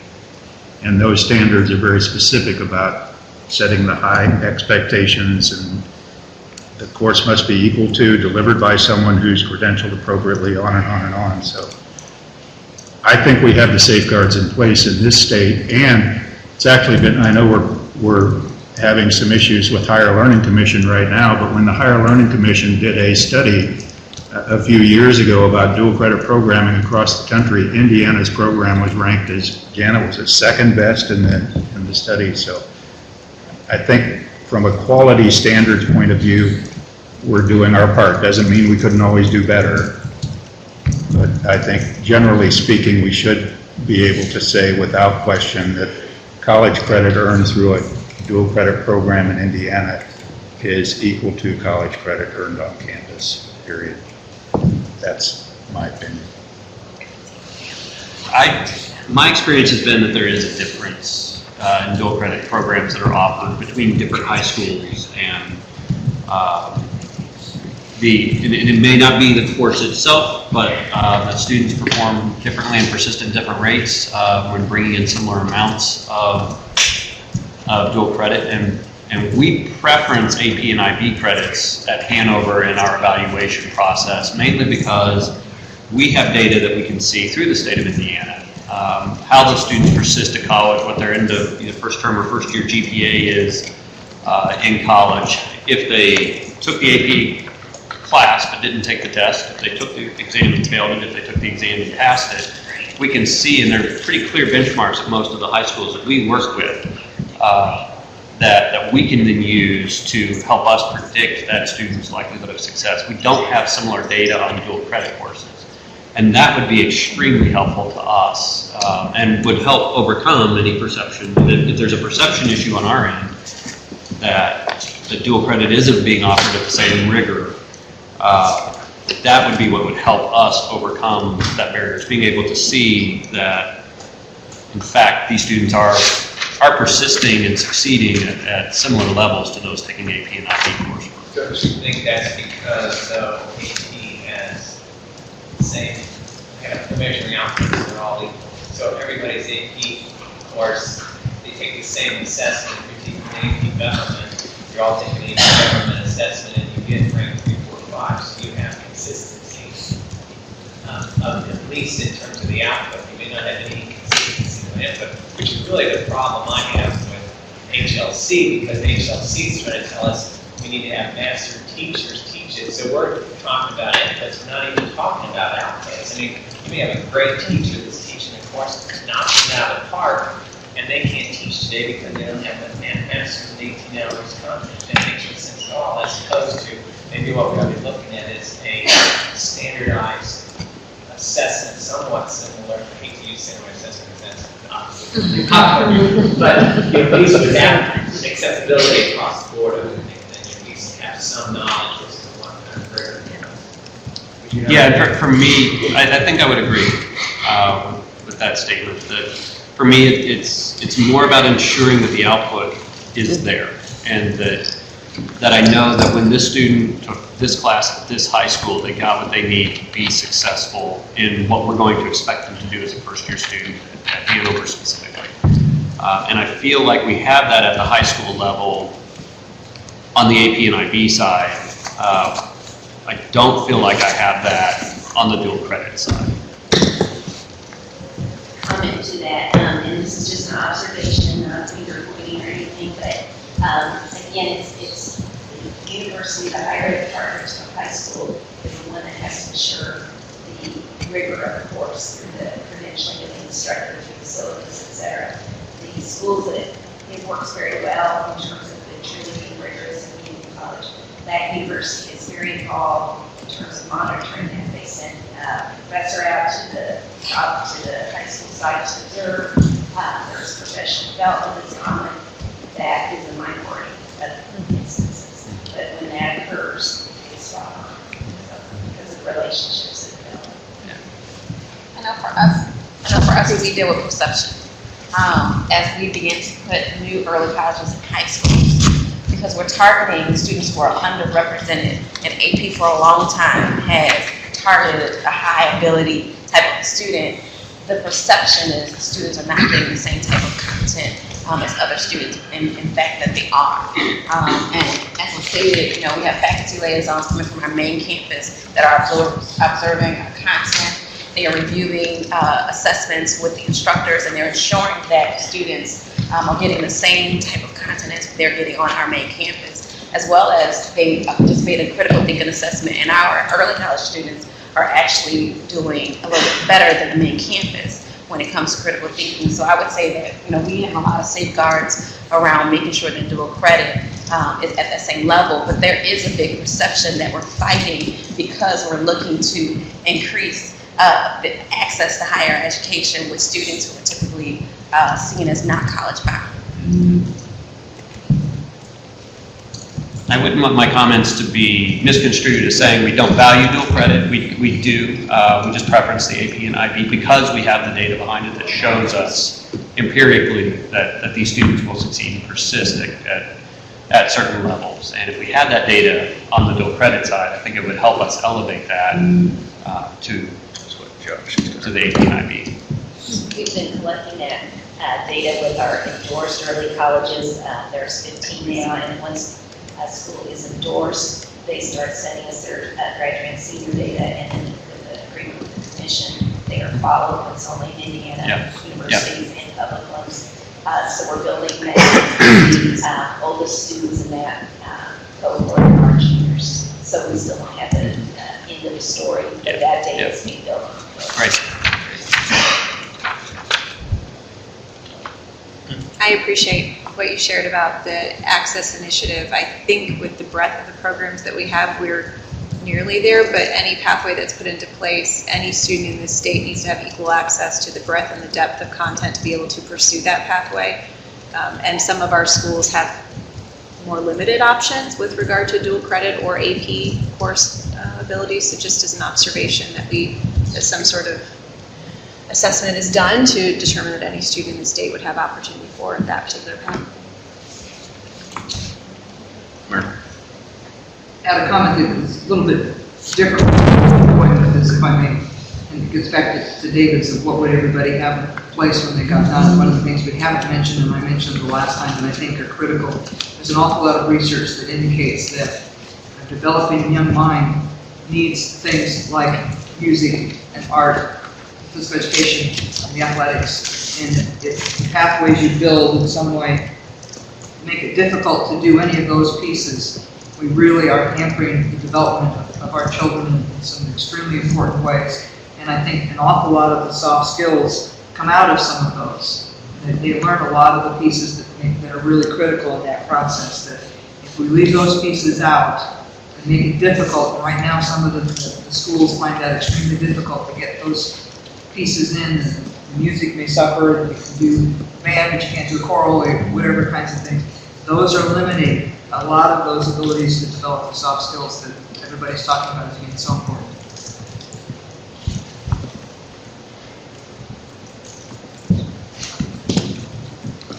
So to recap just a little bit, you all have said, so I'll let you react to this, what I've heard. It'd be a combo of GPA, course rigor, diploma type, transcript, however you want to look at that piece, ACT, SAT, and then transcripted credits. What did I miss, or what did I misrepresent? I think I would just want to maybe add, when we talk about transcripted credits,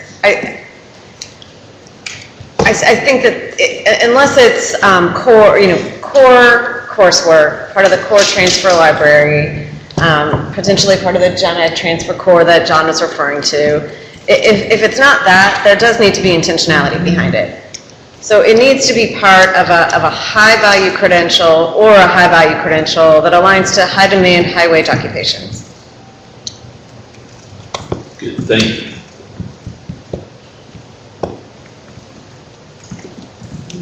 And you would advocate using the course library now? So if a student intends to go on fairly immediately to a four-year institution, yes. If a student intends to either, to enter the workforce and then also maybe simultaneously work on their degree, I would say there are other options that would be more aligned to industry, what industry needs. So those courses may or may not be part of the core transfer library. Good.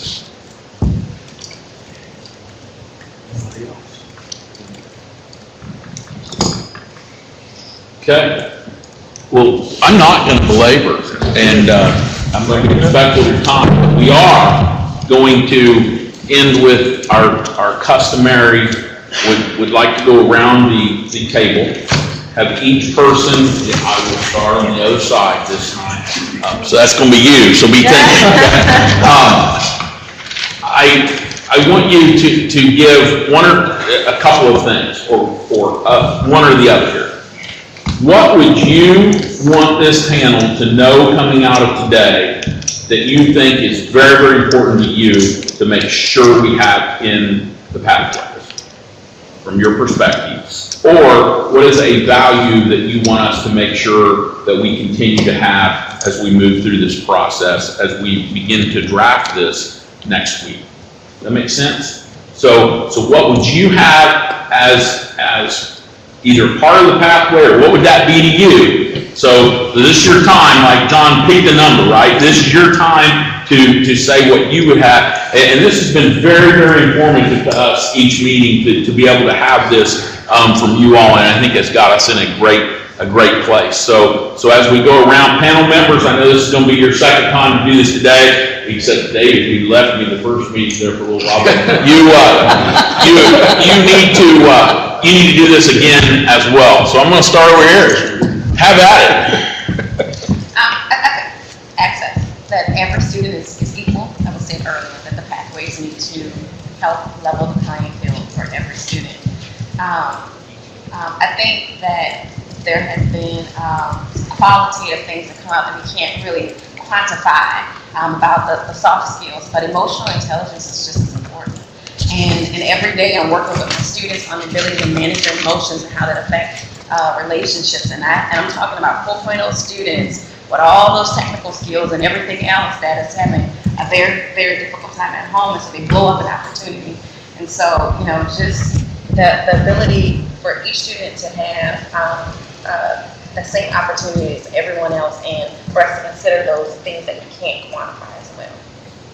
By the way, I'm not Jennifer McCormick. My name is Ken Foltz. I'm Chief of Government Affairs for IDOE, but for the past 36 years, I've been in public education. 16 of those years as a high school teacher, mostly in those years teaching seniors.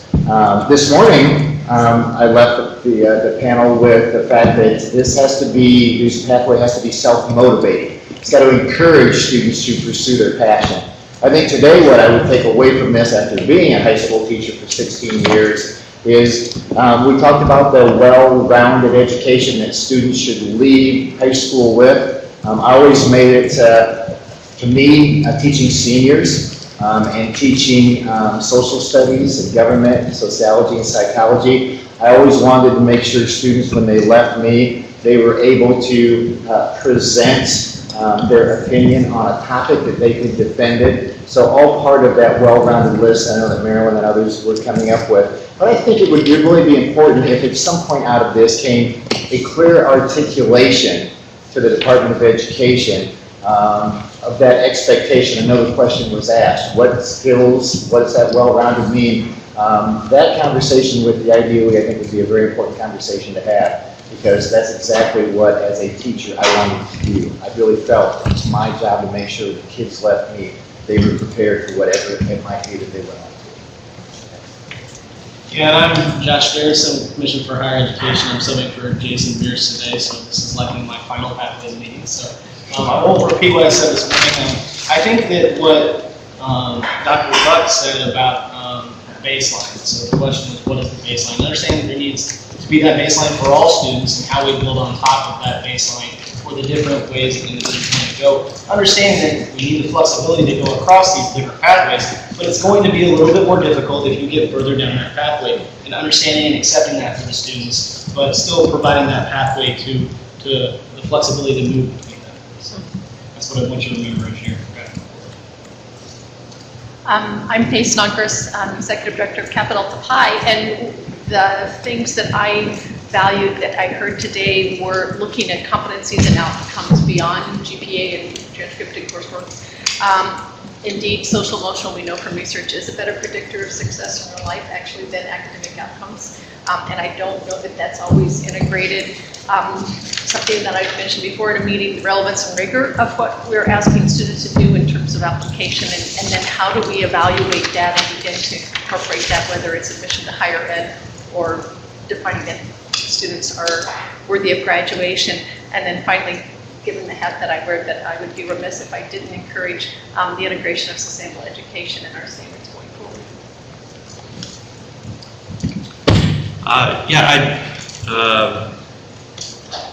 I think for me, I'd like to see whatever develops have support, especially at the point that students are deciding which pathway they're to be part of, and or switching between pathways.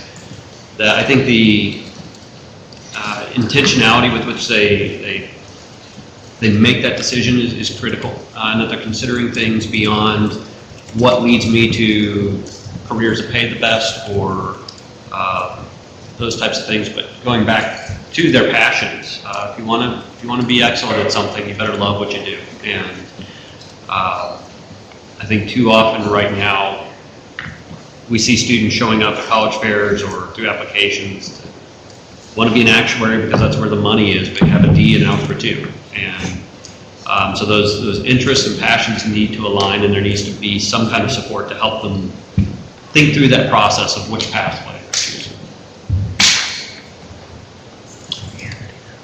You know, I think the challenge continued for those of us on the panel is bringing together these two pieces. And right now I have a headache trying to bring the two pieces together. I have to tell you that I felt a little more clear after our first conversation today as to what the pathway could look like. The second conversation, I'm a little clearer on what the end of the pathway might need to look like, but the pathway itself, I'm not quite there yet. I really came to this conversation, with the lens of what I said earlier in terms of are there commonalities for all students?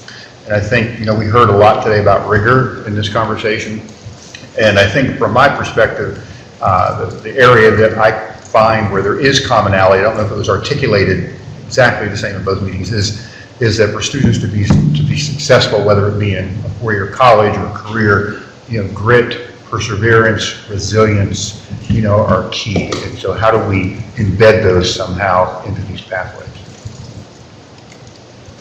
I echo what was just said. I think that it's been really important for us talking about recognizing some of those qualitative factors for students. And the idea of goal setting or having purpose or following your passion, I think that is part of any pathway, is identifying for students to be able to have some of that reflection and figuring out what's my purpose, what's my goal, where am I trying to go, and then and building, layering in that drive for excellence to try to achieve that level of rigor and challenge for students. And then that next step of resiliency, because when we challenge them and we push them to their edge, they're going to fail sometimes, and we have to have students who can get past failure and keep trying. So I think kind of layering those elements are really important.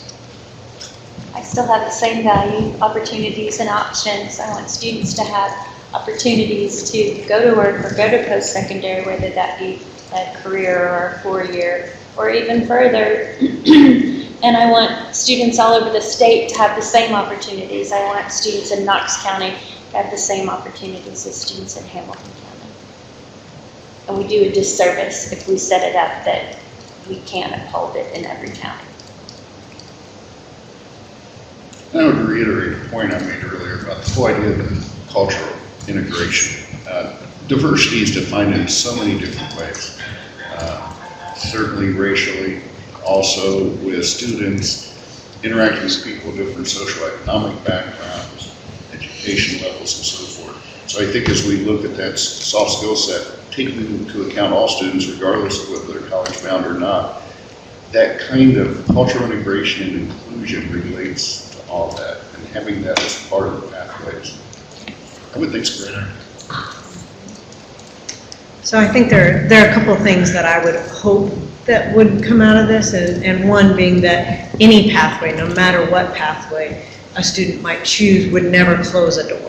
But pathways are all set up to challenge a student to attain any option available to them post high school, because my fear would be that a pathway would track them too narrowly and would not leave all options open. So I think it's really important that whatever we're doing to prepare the students, allow them to have multiple choices. And also, I think it's inevitable that we have to continue to focus on the access piece, that all students from all areas have the equal opportunity to access all pathways, all challenges, because it's really those challenges that they're faced with that develop the skill sets that we keep coming back to.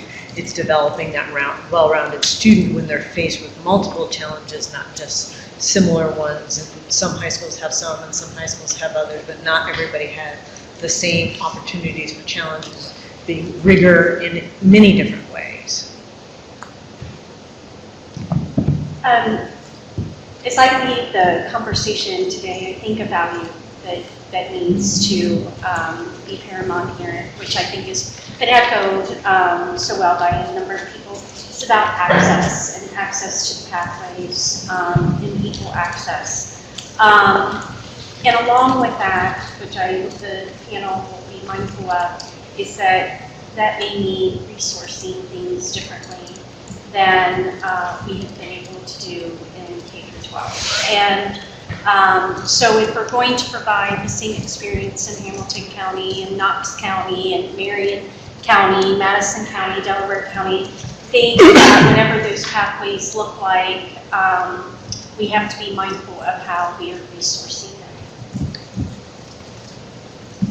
A couple of things to mention. I think a big challenge for the panel gets down to what are those minimum standards and expectations that every child needs when they leave high school, and figuring out where those are, what the level is a major challenge for the panel.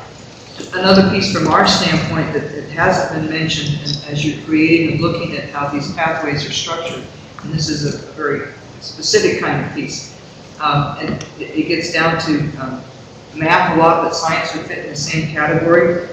If they don't have math their senior year and they come to us, they take a step backwards. They need to actually have math every year, whatever the format that it's in, so that they're continuing to think in that way. The sciences would be the same kind of piece. So even if there's someone who starts very early, okay, so they get to calculus, fine, get them calculus, whatever the case may be, but they need to have math every year. Otherwise, we should be giving them some sort of summer tutorial, because when they take our placement tests, their parents come back to us and say, but they already took. Well, I'm sorry, but it's been a year since they did anything in math, and they've forgotten some of what they learned. So some of these things need to be continuous to be able to be ready for our college level experiences. I think my comments are going to echo what many have said, and it's not just about the subject matter that's taught, but also the substance that underlies the subject matter that's being taught, and the outcomes of not just subject matter expertise, but also the life skills that they have when they leave. So I think that no matter what the pathway, whether it's directly to a four-year institution, to the military, or into a career, that all students should have access to work-based learning experiences, career exploration, youth apprenticeships. And I know that last time I was here, Dr. McCormick looked at me and said, well, what are they going to do in Randolph County? And as a matter of fact, we have been implementing virtual internships, and we know that virtual learning is happening all over the place, but so are lots of people are working from home, doing shared workspaces, and we've been doing that with high school and college internships, and so that also can help address some of the access piece. I would echo what several have said, and that is access for all. And I would also suggest that we need to set high expectations for all Indiana students, understanding that those expectations are going to be different because high expectations for some students are not going to look like high expectations for other students, and we want to make sure we recognize the whole gamut. I would say, we've kind of touched on it, but I would surmise it this way: civic literacy, citizenship, and ethics. Well said.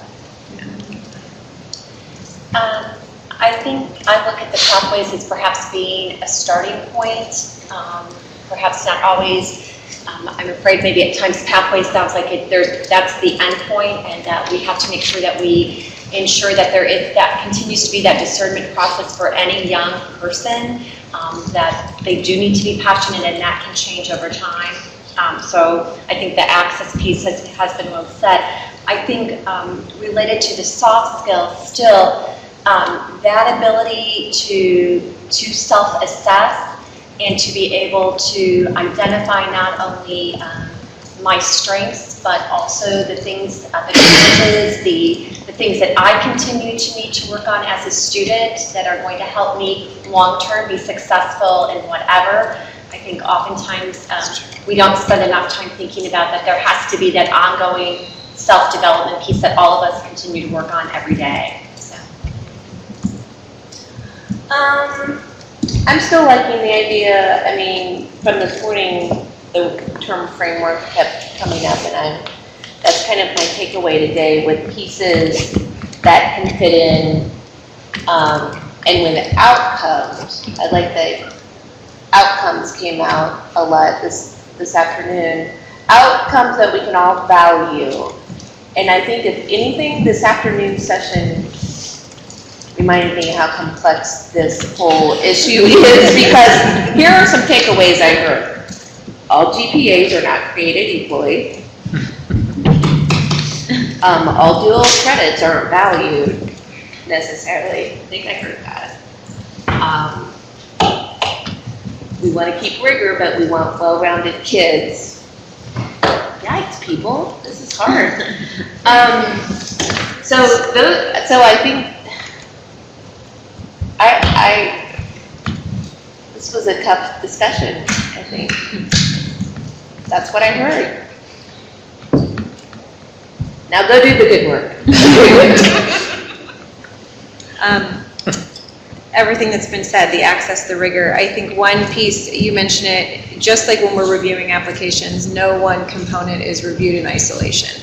And we tell students that all the time. It's not just your GPA, it's not just your test score, it's not just the courses, it's all in complement. And so I think you already referenced that. So that's a value that I have for this process. And then just like I said before, what Tim said, I think we really need to, I really believe that if we're looking at competencies, cultural competency, inclusivity is critical in today's world for our students, that we're equipping them with that.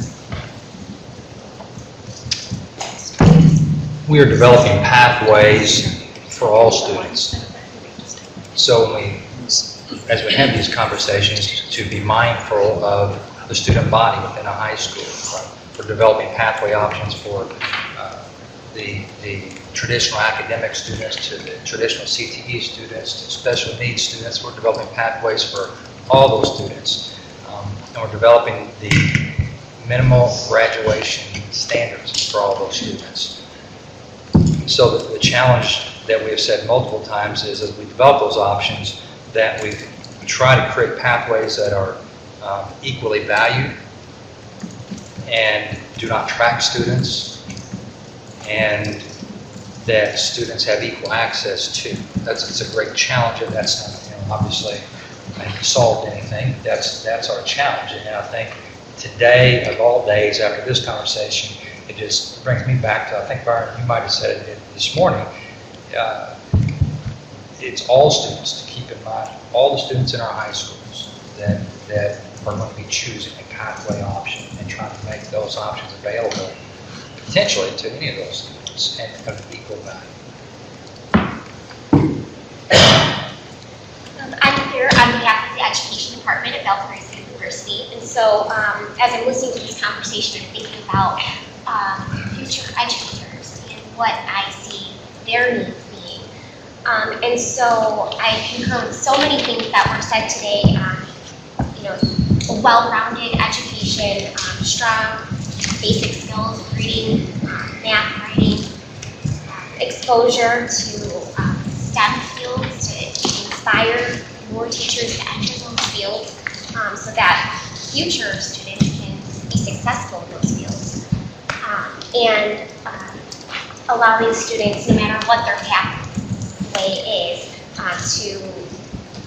to go on whatever endeavor they decide to go on. Some students may, after graduation, decide not to go to college and then end up in a college classroom several years later.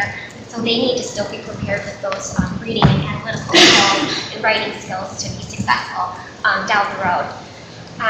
In my role at the university, I do the admissions to the education program, so not at the university level, but those students actually applying to be admitted to teaching. And some of the struggles that I see are students that are struggling to pass a basic skills exam. And so what that's causing are students that self-select out. And now we've missed an opportunity, and that's a classroom without a teacher. So I think that's incredibly important that students are leaving high school having those skills to pass a basic skills test. And not only that is a struggle, but those non-academic attributes, so things like resilience or having professionalism skills, those are our hardest obstacles in working with our students. Last week I mentioned that this work is like putting together a puzzle. And I was feeling confident last week that I had all the pieces and I was starting to get it all together. And this morning I felt like I even had the frame of the puzzle. Then we had the afternoon meeting, and then all of a sudden there's another 100 pieces dumped into my lap. And I'm not sure how I'm going to put this all together. But it gets me to the point of thinking that this is a systems approach, that there's a number of interrelated components to this. And we haven't talked much about higher ed, frankly, up until this point. And we need to understand that something we do at the K-12 level impacts students who are going into higher education, and that certainly came out today. So I appreciate getting all the pieces prior to a report versus afterwards, but it has complicated it. And complication is a challenge. Some of you were talking about having grit and having to face challenges. So I see it as an opportunity to be challenged, and the committee to be challenged to find our way through something that serves all students. I guess I would see the discussions this afternoon in one word. I would say foundation. That we need to find core foundations that kids in high school can all have access to, that would propel them to either higher ed, or make them successful higher ed, career, post-secondary, some level, or career. I also think that having had this discussion today, I thought this was probably going to be the easiest panel, but obviously you guys made it much more difficult. I thought that, dual credit, and I understood the complexity of dual credit, and I sit on the dual credit advisory committee, so I understand all the work with them, but it's not as easy as it sounds. And if you guys think it's difficult, think about how it is in the career tech world where you're trying to embed that. And I guess the other thing that I really want to keep emphasizing is that we need to create a system, as you said, that have access to all, and also permeable, because kids at this age don't. Many of our college graduates don't want to do online, let alone to think of high school does. So we've got to be able to have systems that allow you to change, and that's why I think foundation is so important, so you can move whatever way is best in your life. I would like to ditto much of what said, but I want to add a cautionary note. We talked a lot this afternoon about portfolios as an approach, and I just want to remind folks to look at the history in the state. We tried portfolios 20 years ago in teacher licensing as well as literacy in K-12, and gone 3 years because they're hard to manage, they're hard to implement, And the sad thing is, once the portfolio's done, it goes on to the higher ed or whomever, the next grade level, whatever, people don't have time to look at it. It's too much stuff. It's too much. And even though it'd be electronic, it'd be so much better, but it's still going to be hard to manage. So just a cautionary note, if that is considered, I would recommend that it be some pilots or some models, and let's have a few school districts try it with some higher ed partners to see how it works, but not to require that as initially something that we do before because. Perfect, thank you. So for me, in having listened to what all of you have said, today I'm struck by this thought of the path less traveled. You know, sometimes we say there are students who will succeed and be fine in spite of us, right?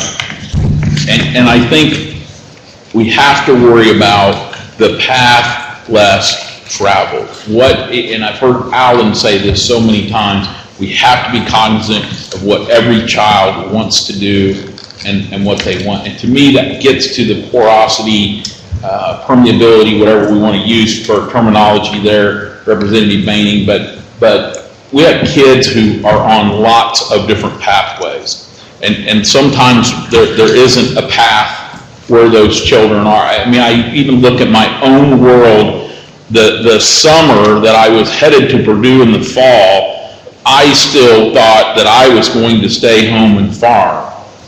And in the late 70s, early 80s, when that time period was, that was not a good thing to do, to stay home and farm. Really glad that my dad said, you will not be staying home to farm. I love you, and if you want to come back after this, that would be fine.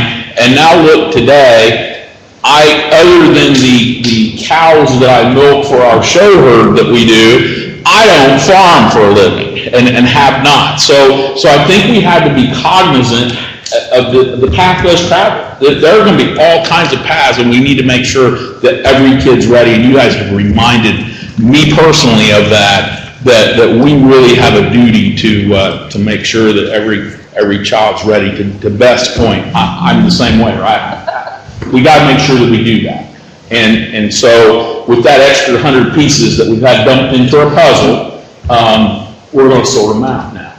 And so with that, I just want to say thank you again. This has been a wonderful convening this afternoon as well. I think today, I am so thrilled with today. I'm so excited that we did this today. It was one more time to add to panel, I know that, but I think this was valuable for us. And I appreciate you all around the table being here with us this afternoon. And please remember on the 17th, next week on the 10th, we get together to start writing. Certainly welcome to come watch that event. And then also then on the 17th, don't forget, we'll have a convening that all of our collaborators are invited to so that we can get some feedback in that. So with that,